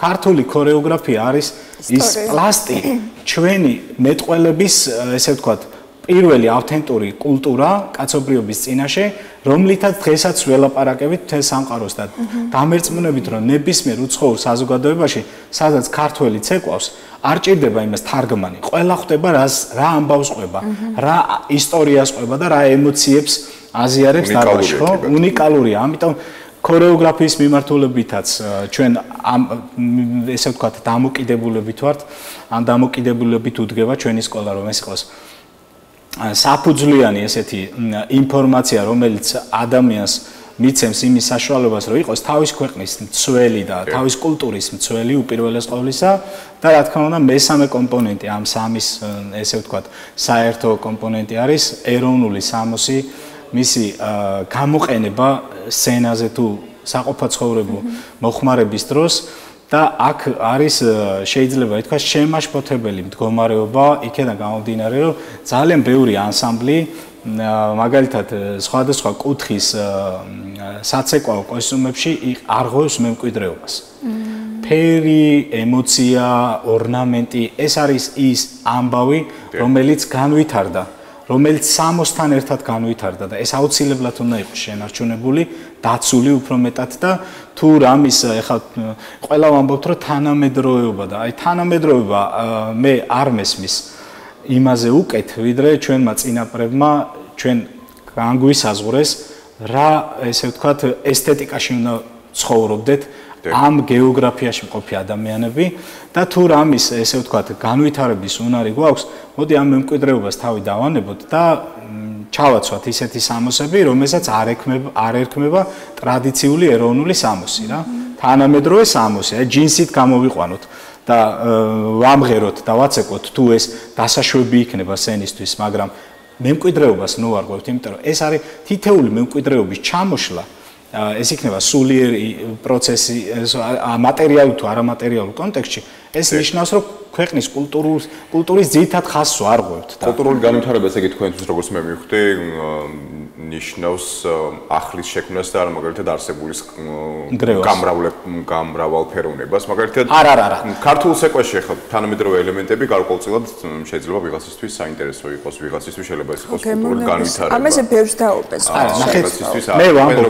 მე ვამბობ რომ მე რო 100 წლის წინ ცხოვრობდი არ მექნება ისეთი პლასტიკა როგორც ახლა მაქვს რა თქმა უნდა მე თუ ეს ყოფაში პლასტიკა მეცვლება რა თქმა უნდა ეს ქორეოგრაფიაზეც აისახება იგივე 100 წლის წინ ჩვენ გვქონდა ჰეროიკულ რომანტიკული მიმართვის ინტონაციები რა თქმა უნდა ისე დღეს ვეღარ იმღერებ იმიტომ რომ დაგვრცინებს ჩვენ ის თაობა რომელიც აქ და ახლა იზრდება და ცოცხალი ორგანიზმია რა თქმა უნდა შეიცვალოს განვითარდეს ოღონდ მემკვიდრეობის იდენტობა არ უნდა დაკარგოს ხო იდენტობა არ უნდა დაკარგოს და ჩვენი თავარი ფასეულობა რაზე ჩვენ ვდგავართ საუკუნეების განმავლობაში არის ეს ინფორმაცია და ცოდნა რომელიც არის მუსიკაში, ჰარმონიაში, საგალობლებში, სიმღერებში, ცეკვაში მათ შორის, ხო? ანუ კი ბატონო, ვინმეს თუ უნარი აქვს და ინტერპრეტაციის შესაძლებლობა აქვს და გამომგონებლების უნარი აქვს შემოქმედებით პროცესში. რა თქმა უნდა, ახლებური ფორმით გააკეთოს. ახლა ცეკვა განდაგანი, რაც ბატონმა ენვერმა დადგა, მას შემდგომ ძალიან ბევრჯერ შეიცვალა. და უმრავლესი მათგანი მისაღებია საზოგადოებისთვის და არავინ არ დაობს ამაზე, რომ იქ რაღაცა ისეთი მნიშვნელოვანი დაირღვა, მაგრამ არის რაღაცა წესები, ხო, არის რაღაცა წესები, რომელიც მაგალითად ქალის და კაცის ქცევითი ნორმებს განსაზღვრავს, ქალის ესე ვთქვათ მოძრაობის წესებს განსაზღვრავს. ხო, ეს ყველაფერი რა თქმა უნდა კულტურული მემკვიდრეობაა და ამის ცოდნა რადგან მნიშვნელოვანია თეორიული მიმართულებითაც თუ იგეგმება სწავლება, იმისთვის რომ ვიცოდეთ თითოეული ცეკვის ისტორია, რატომ არის ეს გოგონა ასეთი ხასიათის, ეს ბიჭუნა როგორი ხასიათის მატარებელია, იგივე არ ვიცი ხორუმი ერთი მთელი დიდი ის არის, ხო, ფილოსოფია, აი ამ მიმართულებით თუ იგეგმება. რა თქმა უნდა, ჩვენ სასწავლო პროგრამებს მაგალითად ხალხური მუსიკის მიმართულებით ვასწავლით ხალხურ სიმღერას, საგალობლებს, ხალხურ საკრავებს და მთლიანობაში ეს პროგრამა შედგება 13 დისციპლინისგან, მათგან უმრავლესობა, ანუ რაღაცა პროცენტი, დასაშვები პროცენტი, რაც შეიძლება იყოს პროგრამაზე დასაშვები, არის თეორიული ნაწილი და რა თქმა უნდა იქ არის ამაზე საუბარიც, რომ თითეული ინტონაცია, ხასიათი, არტისტიზმი, ეს ყველაფერი როგორ რანაირად და როგორ ვითარდებოდა და ისტორიაზეც არის საუბარი. ასევე ქორეოგრაფიის მიმართულებით არის 8-მდე პრაქტიკული დისციპლინა და 5 თეორიული დისციპლინა, სადაც საფუძვლიანად ეცნობიან ჩვენი კურსდამთავრებულები თუ მსმენელები ქორეოგრაფიის ისტორიას და საფუძვლებს და ესთეტიკას.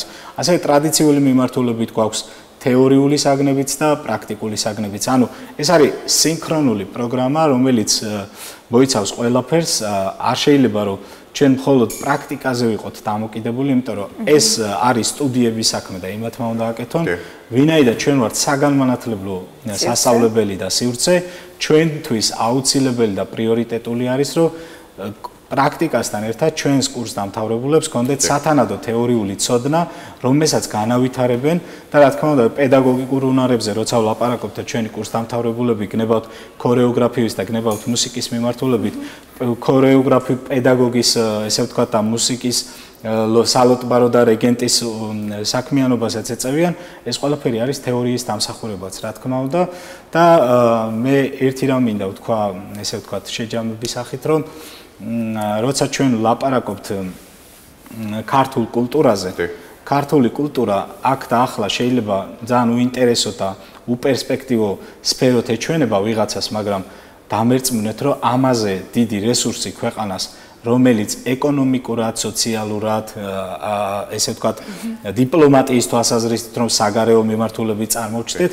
მე ამ წუთში არ ვიცი. ხო, იმედი არავის შეგვედავება. არა. რატომ უნდა შეგვედავს? ეს არის ერთ-ერთი ყველაზე უნიკალური რესურსი, რომელიც უნდა მაქსიმალურად წარმოვაჩინოთ, განვავითაროთ და რაც ყველაზე მთავარია, განვავითაროთ განათლების მეშვეობით, იმიტომ რომ ჩვენ გვჭირდება განათლებული თაობა, რომელსაც ეცოდინება, რას ნიშნავს ესა თუ ის, ესე ვთქვათ, ელემენტი და ყველაზე მეტი, რაც საჭიროა უფრო მეტიც, ანუ შემსრულებლებზე მეტი და დამდგმელებზე მეტად საჭიროა ამ სამი მიმართულებით ყავდეს ბევრი მეცნიერი, იმიტომ რომ ჩვენ ცხოვრობთ ღია საზოგადოებაში და არაერთი ჩვენი მეზობელი ქვეყანა გვედავება დღეს ქართული სიმღერის, ქართული ცეკვის კონკრეტულ ელემენტზე, კონკრეტულ ესე ვთქვათ შესრულებაზე, საავტორო უფლებებზე, ძალიან ბევრ რამეზე, ამბობენ რომ ზოგად კავკასიურია და ამას ჭირდება მეცნიერები, რომლებიც მტკიცებულებაზე დაფუძნებით გაამყარებენ იმ საკითხს, რომ ეს არის ქართული და ამას ტრადიციების ერთ-ერთ მნიშვნელოვანი საკითხიც მინდა გკითხოთ პროგრამებთან დაკავშირებით, მათ შორის სასწავლო პროგრამებთან დაკავშირებით, მაგალითად რეგიონებში და კუთხეებში არსებობს ესეთი პრობლემა, რომ ტრადიციული საკრავები, მათ შორის ტრადიციული გალობა, ტრადიციული სიმღერა ნელ-ნელა თითქოს ახალ თაობაში არ არის საინტერესო. მათ შორის ახლა სვანეთი რო გავიხსენო, ჭუნირზე დაკვრა ძალიან ბევრმა ახალგაზრდამ არ იცის, არა მხოლოდ არ იცის, არამედ საერთოდ შეიძლება ვერც კი წარმოუდგენია მისი ფლობა. აი ამ მიმართულებით თუ გაქვთ მაგალითად სასწავლო პროგრამა იგივე ჭუნირთან დაკავშირებით, სვანურ ფოლკლორთან იგივე მეგრული შეიძლება გავიხსენოთ და ასე შემდეგ. ჩვენ გვაქვს სკოლაში ხალხური საკრავების მიმართულება, ანუ იმ მუსიკის პროგრამაში შედის, სადაც საქართველოში არსებულ ყველა ხალხურ საკრავს ვასწავლით, დასარტყმებიანს, სიმებიანს, ჩასაბერს, კლავიშებიანს. საკმაოდ კვალიფიციური პედაგოგები ყავს, თითოეული მათგანი არის წარმატებული ხელოვანი და დაინტერესებული პირებს, რა თქმა უნდა, შეუძლიათ, რომ ცალკე, ანუ დამატებით კიდე საკრავების მიმართულებით განივითარონ თავისი უნარები, იმიტომ რომ ხო, გეთანხმებით, რომ ძალიან ბევრი რეგიონში არის პრობლემა და სუბიექტური ვიქნები ხამ შემთხვევაში, რომ აჭარა ამ მიმართულებით არის ლიდერი, იქედან გამომდინარე, რომ აჭარაში ყველაზე ბევრი ქორეოგრაფიული, მუსიკალური წრეებია და ბავშვობიდან ადამიანები ეჩვევიან, ანუ მოზარდები ეჩვევიან ქართულ კულტურასთან ზიარებას და ამავდროულად აჭარა არის ლიდერი იმ თვალსაზრისით, რომ სახელმწიფო დონეზე არის უმაღლესი ხელშეწყობა ჩვენ ანსამბლებზე დაწყებული გაფორმიანებით, საკრავებით და ყველა იმ საჭირო ელემენტებით, რომლებიც მათ საქმიანობას წარმოაჩენს. ამიტომ ამის დეფიციტი არ გვაქვს ჩვენ რეგიონში. მადლობა. ხელოვნების სკოლა გელით ვახტანგ ბერიძე იყო ჩვენი სტუმარი. ძალიან დიდი მადლობა გემშვიდობებით.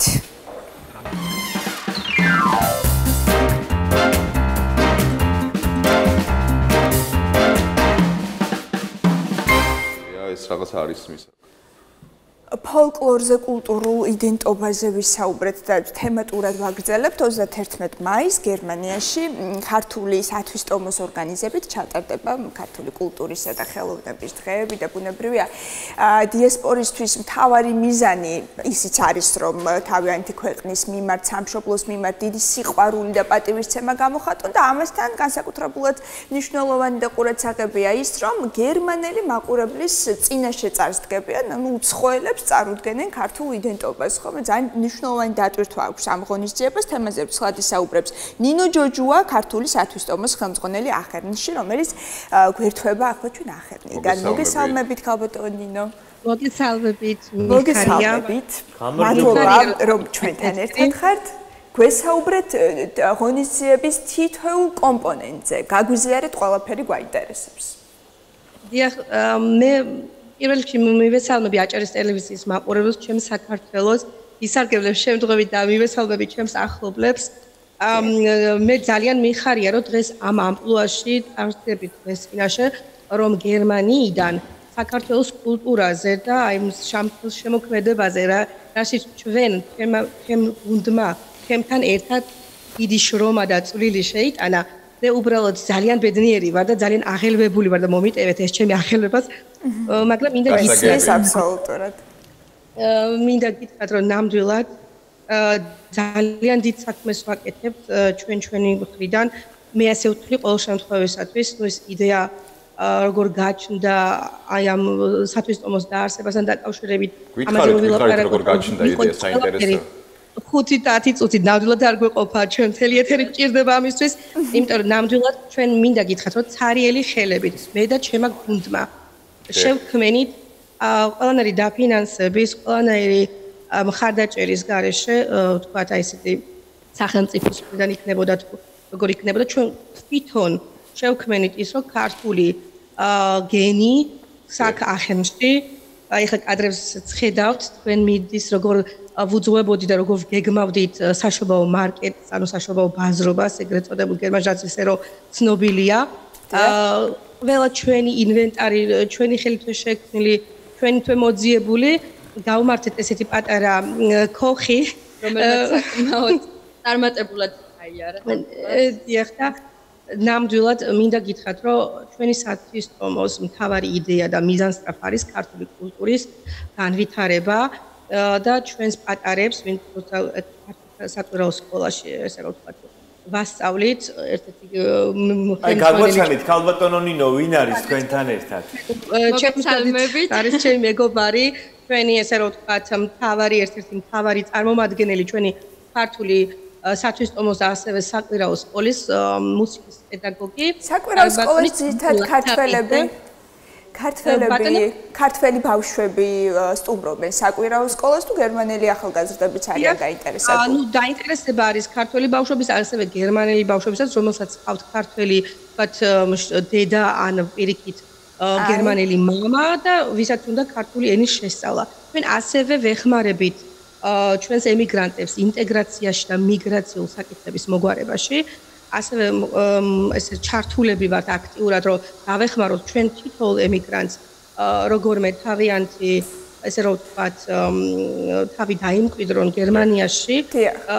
შესაბამისად, ყველაფერს მთლიანი გუნდი ამისთვის ყველაფერს აკეთებს, მაგრამ ჯერ იმისთვის, რომ ჩვენ გვეგრგოს ეს პატივი, რომ ქართველებს აი ამის საშუალება მოგცენ, ჩვენი კულტურა, ჩვენი თავი უნდა გავაცნოთ ჯერ ამ საზოგადოებას. აი აქ თქვენ კადრებზე ხედავთ ჩვენ ნამდვილად ქავატო ნინო, იცით რა მინდა გითხოთ და შემდგომ ისევ დავუბრუნდეთ ბუნებრივი ღონისძიებელს და მის კომპონენტებს. აი სათვის ტომოს წარმომადგენელი ბრძანდებით და ბუნებრივია ქართველ ემიგრანტებთან უშუალო შეხება გაქვთ ხომ? აი ძირითადად რა მიზეზების გამოტოვებენ სამშობლოს და მიდიან ადამიანები? რა გამოწვევების წინაშე დგანან მოგვიყევით ის ემოციები, რაც ჩვენ არ ვიცით და რაც თქვენთვის ნაცნობია? არის სხვადასხვა მიზეზი, ეს იმდენად პირადულია, მე არ მაქვს უფლება კონკრეტულად ძირითად შემთხვევაში ვისაუბროთ. ძირითად შემთხვევაში ეს არის რა თქმა უნდა ადამიანები, რომელიც საქართველოში ყველაფერს ცდილობენ, რომ თავი დაემკვიდრონ და არ უნდათ საქართველოდან წასვლა, მაგრამ სხვა გამოსავალი არ აქვს, იმიტომ რომ იქ ყველაფერი ეკონომიური სიდუხჭირე, ანუ მოდი ესე ვიტყოდი, მხოლოდ საჭმელი ვაჭამოთ, ოჯახი გამოვკვებოთ, ეს არ არის ცხოვრება, აქ სულ სხვანაირი სტილით მიდის. უნდა განვითარდეს იქ ბავშვს, აი თუნდაც აი აქ ამდენი კულტურული წრე საქართველოში ცეკვაზე რო ვერ მივყავთ, ქართულ ქორეოგრაფიას რო ვერ გავა. აი ეს არის ცოტა ძალიან მიზერული ხარ, რასაც მე ჩამოვთვლი, მაგრამ არის უამრავი მიზეზი იმისა, რომ ეკონომიური თვალსაზრისით მოკლედ რო გითხრათ და ბევრი დრო არ წაგართვათ ამ საკითხთან დაკავშირებით. აი ეკონომიური თვალსაზრისით, ესე რომ თქვა ძალიან ძირითადად არის მატერიალური მიზეზი. თვალსაზრისით და არის ახლა ბევრი რო აღად არის და მკურნალობის ხარჯები საქართველოში იმდენია გადასახადი საქართველოს საავადმყოფოში ვერ მიუყვანია ბავშვი. აი არის სხვადასხვა მიზეზი და ჩვენ აი ეს პრობლემა გერმანიაში ნამდვილად არ არსებობს.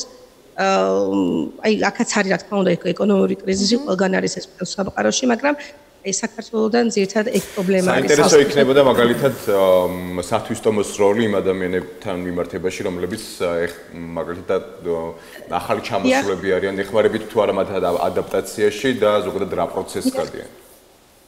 დიახ, ზუსტად აი ამ საკითხთან დაკავშირებით გეტყვით, რომ მე პირადად სრულიად უსასყიდლოდ შემიძლია თქვა, რომ ძალიან ბევრ ადამიანს გაუწია ესე რომ თქვა ენობრივი დახმარება სხვადასხვა სამინისტროებში დავყვებოდი, თვითონ მე აქ ახენში ვარ ოფიციალური როგორც თარჯიმან ჯგუფში ესე რომ თქვა ჩართული ქართულ ენას ვთარგმნი და ვეხმარები რა თქმა უნდა ქართველებს, მაგრამ ეს მე არ გამიკეთებია რაღაცა ჩემი მიზნებისთვის, რომ მე ამით რაღაცა იქით მე მინდოდა ჩემ ყველა ქართველს ნამდვილად დავხმარებოდი, აი თუნდაც იმ ელემენტარული რაღაცა დოკუმენტის შევსებაში, რომელსაც ენობრივი პრობლემა არსებობს და ანუ ვერ აგვარებს.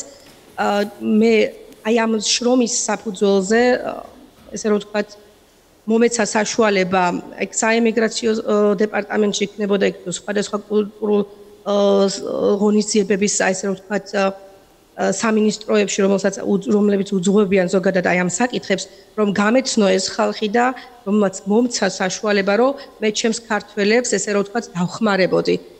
ანუ ეს მხოლოდ ჩემი სურვილით არ მოხდებოდა, თუ მე ეს ვთქვათ, უკან საპასუხოდ აი აქ გერმანიის, ესე რომ ვთქვათ, თქვენ აი ამ საგმირო საქმეების გარდა, რაც თქვენ ახსენეთ, რომ ეხმარებით გერმანიაში ჩამოსულ ახალ ბედა ქართველებს, ეწევით ერთ-ერთ ყველაზე მნიშვნელოვან საქმიანობას ქართული კულტურისა და ხელოვნების პოპულარიზაციას საზღვარგარეთ, კერძოდ გერმანიაში. საინტერესოა გეხმარებათ თუ არა, თქვათ, ადგილობრივი გერმანული ხელისუფლება, ან თუნდაც ჩვენი საელჩო, ქართული საელჩო გერმანიაში, თქვენ საქმიანობაში იმისათვის, რომ კიდევ უფრო მეტად მოხდეს ქართული კულტურის პოპულარიზაცია, თუ მთლიანად ეს ყველაფერი ხდება თქვენი ძალისხმევით, თქვენი ხარჯებით, იგივე საკვირაო სტუდია, რომელიც ემსახურება საქართველოს ხელოვნებისა და კულტურის პოპულარიზაციას გერმანიაში. ჩართულობა თუა იგივე, თქვათ, გერმანული მხარის, ან თუნდაც საქართველოს საელჩოს და ხარ მიმართავდით, თქვათ, იმ ადამიანებს გერმანიაში, ვისაც შეუძლია აი ამ კეთილ საქმეში მონაწილეობის მიღება. უღმესი მადლობა ამ კითხვის გასმისთვის, იმიტომ რომ ნამდვილად მნიშვნელოვანი და საინტერესო კითხვაა თქვენი მხრიდან, იმიტომ მე პირადად თავში ვიკავებდი აი ამ საკითხზე ლაპარაკით, რომ ეს კითხვა არ დაგესვათ, იმიტომ მე არ მინდა ზოგადად კონკრეტულად შევეხვა ამ საკითხს, იმიტომ რომ ცოტა არ იყოს რთული და საკამათოა. აი დავიწყებ იმით, რომ მე პირადად ჩემ გუნდთან ერთად ნამდვილად ჩვენი გადაწყვეტილებით ანუ მოვიპოვე ესე რომ ვთქვათ უფლებამოსილება აი აქ ადგილობრივი ხელისუფლებისგან და გაგვიშვეს აი ესეთ საკვირაო ბაზრობა იყო ეს თუ სხვადასხვა რომ გავიტანეთ ჩვენი სამზარეულოს კუთხით დავიწყეთ აი გავიტანეთ ეს ქართული სამზარეულო გავაცანით საზოგადოებას და ძალიან დიდი მოწონება მოიპოვა ესე იგი რომ ვთქვათ აი ამ კუთხით და ზუსტად ეგ არის საქმე რომ ჩვენ აი დავგეგმეთ ანუ იმდენად იყო მოთხოვნა ხალხში რომ ქართული სამზარეულო ქართული კულტურა ქართული ცეკვა სიმღერა ეგ ყველაფერი კიდევ ერთხელ ენახათ და ზოგჯერ მრავალჯერ ესე რომ ვთქვათ ანუ ძალიან უნდოდათ და ამიტომ ჩვენ გადავწყვიტეთ რომ როგორც ახლა 31 მაისს თქვენ ახსენეთ ჩვენი ღონისძიება ანუ დიდი გრანდიოზული კონცერტი ჩვენ იმასაც გეტყვით რომ ერთი წელია აი ესე ვცვალობთ საკუთარი ძალებით საკუთარი ხარჯებით არანაირი დახმარება ერთადერთი რა დახმარება ჩვენ მივიღეთ სახელმწიფოსგან ანუ ადგილობრივი თვითმმართველობისგან ეს იყო უბრალოდ მოგცეს დარბაზი უფასოდ იმიტომ რომ იმდენად მოსწონეს ჩვენი გაკეთებული საქმე რომ უნდათ რომ შეგვიწყონ ხელი ნამდვილად ვერ დაუკარგავთ არის ესეთი გაერთიანება ილენაუს სახელოსნო ესე ეწოდება უნდა ვახსენო უცებად რომ ალბატონი ანა მარია არის გერმანელი რომელიც ძალიან მეხმარება ელემენტარული და მოგეხსენებათ კირა რომ ვიკირაოთ სადღაცა ჩავატაროთ თუნდაც ეს გაკვეთილები გავიაროთ რეპეტიციები ძალიან დიდ ხარჯებთან იქნებოდა რომ არა ეს ანა მარია გაგვეხმარა და აი ამ კუთხით გვაქვს ამის საშუალება რომ აი ნახეთ სახელოსნოში ბავშვები რომ რაღაცებს აკეთებდნენ დიახაც აი ამ კუთხით მაგრამ მე უნდა ვახსენო სამწუხაროდ ის სახელმწიფო დასვით მე მივწერე საქართველოს საკონსულოს ბერლინში ხოვე და ავუხსენი ჩვენი მე დღემდე ეს იყო მარტში დაახლოებით მე დღემდე პასუხი არ მიმიღია დღემდე ნუ ჩამithვით ამას რომ ვიღაცას რაღაცა პროპაგანდას როგორ ან რაღაც უბრალოდ მე თქვენ ახლა მკითხეთ გეტყვით რომ არ მიმიღია დღემდე არანაირი პასუხი არც დასტური არც უარყოფა შეიძლება ამის შემდეგ გიპასუხონ იმედი გვაქვს ხარდება ჩვენ არ ვართ ქალბატონონინო ხარდება უბრალოდ ძალიან გული დაგვწყდა იმის თქმა მინდა რომ აი როცა გერმანიის ხელისუფლება ესე რომ თქვა და ადგილობრივი ხელისუფლება ცდილობს და ყველანაირ საკითხში გვერდში გვიდგავს აი ამ თვალსაზრისით ხო ჩვენ ფინანსური დაფინანსება არა გვაქვს იმიტომ ჩვენ არა ვართ ჯერ ოფიციალური სათვისტომო არა გვაქვს რეგისტრაციის ნომერი მაგრამ გვექნება მაისში ეს იქნება ამიტომ არის ჩვენი საუბილო კონცერტი ჩვენ მოგვანიჭებენ აი ანუ დავიმსახურეთ რომ მოგვანიჭონ ეს ოფიციალური სტატუსი როგორც ფერაინის როგორც სათვისტომოს ამიტომ მიხარია და მინდა რომ ეს თქვენთანაც განაცხადოთ ამასაც გაგაგებინებთ და ამიტომ ჩვენი შრომის და მართლა ჩვენი გუნდის თვალსაზრისით მინდა რომ ძალიან დიდი მადლობა გადავხადო თვითონ ჩვენ წევრს თვითონ ჩვენ წარმომადგენელს აი ამ გუნდში რომ ქალბატონინო ჩვენი საუბრის პარალელურად გადის კადრები თქვენი ღონისძიების კადრები გადის და გაიელვა იმ ხაჭაპურმა ქართულმა და რამოდენიმე კერძმა. საინტერესოა როგორი იყო გერმანელების რეაქცია, მოეწონათ თუ არა მათ ქართული სამზარეულო აჰერნის მკვიდრთ. მინდა სიმართლე გითხრათ, აი რიგებს ვერ უთავდებოდით ადამიანები, აი ფაქტობრივად ვიცოდი. დიახ, ძალიან არა მარტო ხაჭაპური ხინკალზე იმხელა მოთხოვნა იყო, ვინ ფიზიკურად აი ძალიან აი არ ვიცი, არ ვეგონა თუ აი ესეთი აჟიოტაჟი, ანუ ესეთი სიხარულის აჟიოტაჟი მინდა ხა ვახსენოთ სასიხარულოს, რომ ეკნებოდა აი ამ ყველაფერს და ჩემთვის იმდენად ესე რომ თქვა ამაღელვებელი იყო ეს თითოეული სიტუაცია, რომ ძალიან მიხარია და კიდე мотиваციის და იმედის მადლობა. სანამ დაგემშვიდობებით, ბოლო კითხვა რომ მინდა დაგისვათ, ხშირ შემთხვევაში ვსაუბრობთ ხოლმე რომ სამშობლოდან წასული ადამიანები აღარ ფიქრობენ უკან დაბრუნებაზე, იქ ცხოვრება მათთვის უფრო მომხიბვლელია. თქვენ როგორ ფიქრობთ ზოგადად, როგორ ხედავთ თქვენს მომავალს, უკავშირებთ სამომავლოდ საქართველოს თქვენს თავს და ზოგადად ჩამოსული სტუდენტები თუნდაც ქართველები რა მოსაზრებით არიან მიმართულებით, რას ამბობენ? იცით რა არის, მე პირადად რო გითხრათ ჩვენ პოლიტიკის კუთხით არ წავალ ახლა მე, იმიტომ რომ ჩვენ პოლიტიკიდან მოუკიდებელი საზოგადოება ვართ, ანუ არ ვერებით, მაგრამ ზოგადად აქ რასაც ჩვენ ყველა ქართველი ეწვალება იმისთვის, რომ საქართველოში დაბრუნდეს და ინვესტირება მოახდინოს და ყველას უნდა თავის სახლში, ყველას უნდა თავის სამშობლოში. ჩვენ არა ვართ.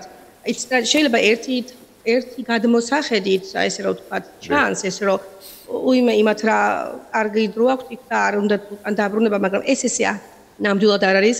ყველა ქართველს ტკივა ჩვენი ქვეყანა, თუმცა ეს იყო ჩვენი სტიმულის მომცემია.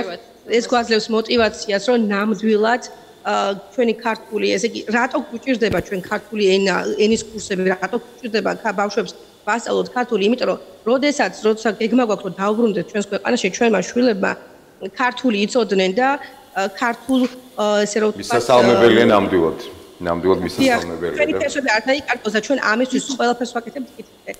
თავარი გეგმა მოკლედ საქართველოს დაბრუნება ისევ და იმ რესურსის ალბათ აქ დაბრუნება, რომელიც საქართველოსაც ძალიან სჭირდება და გვიხარია რომ ეს გეგმა არსებობს თქვენ შემთხვევაში. წარმატებებს გისურვებთ, მადლობა უღრმეს ჩართვისთვის. ერთი კითხვა მინდა რომ უბრალოდ დავაანონსო 31 მაისს ჩვენი ღონისძიება და აუცილებლად მინდა თქვა ის რომ ჩვენ აი ამ კეთილ საქმეში მხარს გვიჭერს ნამდვილად ჩვენი მეზობელი ქალაქების სათვისტომო, როგორიც არის შტუტგარტიდან მაგალითად, 3 ჯგუფი მოდის აი ამ კონცერტზე. ერთი არის ახალგაზრდა ბიჭების, ესე რომ ვთქვა, ფესვები, ესეთი სახელწოდებით, ჩამოყალიბებული ფოლკლორული ჯგუფი, რომელიც ჩვენს კონცერტზე, ესე რომ ვთქვა, რომლის დებიუტით ჩვენ კონცერტზე შედგება. იქნება ასევე ქორეოგრაფიული ანსამბლი კოლხეთი და ანა ნანუაშვილი თავის შვილებთან ლიზი ნარჩემაძესთან და თავის მასთან ლეონარდოსთან ერთად, რომელიც ქართულ კლასიკას შეგვისრულებს. ასე რომ ჩვენ ძალიან მრავალფეროვანი პროგრამა გვაქვს და ძალიან საინტერესო კონცერტი იქნება მინდა ვთქვათ. უღრმესი მადლობა. ჩვენი პირველი დებიუტია და მე მოხარული ვიქნები კიდევ დაინტერესებით. მადლობა. შეგიძლიათ კიდევ ერთხელ დაანონსოთ იმის გამო, რომ ქართველი მოსახლეობა გერმანიაში ვინც არის ჩამოვიდნენ ქალაქ ახენში და დაესწრონ ამ ღონისძიებას და კიდევ ერთხელ შეკრიბოთ ქართველები გერმანიაში. დიახ, ნამდვილად ვცდილობთ რომ ეს არის ჩვენი მიზანი, ჩვენ არანაირი სხვა მიზანი არ გაგვაჩნია, უბრალოდ აი და დიდი მადლობა 31 მაისი ქალაქი ახენი. 31 მაისი 17 საათზე ქალაქი ახენი. დიდი მადლობა. ძალიან დიდი მადლობა. 7.5 ესეთია ჩვენი ინდექსი. გემშვიდობებით მნიშვნელოვანია, ბუნებრივია, ჯერ მნიშვნელოვანი იმიტომ არის, რომ ემიგრანტების ახალი თაობა ახსენეს, ხო, მათ ნაკლებად იციან ქართული კულტურა, ეს ძალიან სევდიანია და ბუნებრივია მსგავსი ღონისძიებები ეხმარება მათ, რომ იცოდნენ საკუთარი იდენტობის შეკრიბონ ერთად. დრო დავუშვებოთ ჩვენს მაყურებელსაც, მადლობა, რომ იყავით ჩვენთან ერთად, წარმატებულ დღეს. მოვიკითხავთ ყველა ემიგრანტს, გემშვიდობებით.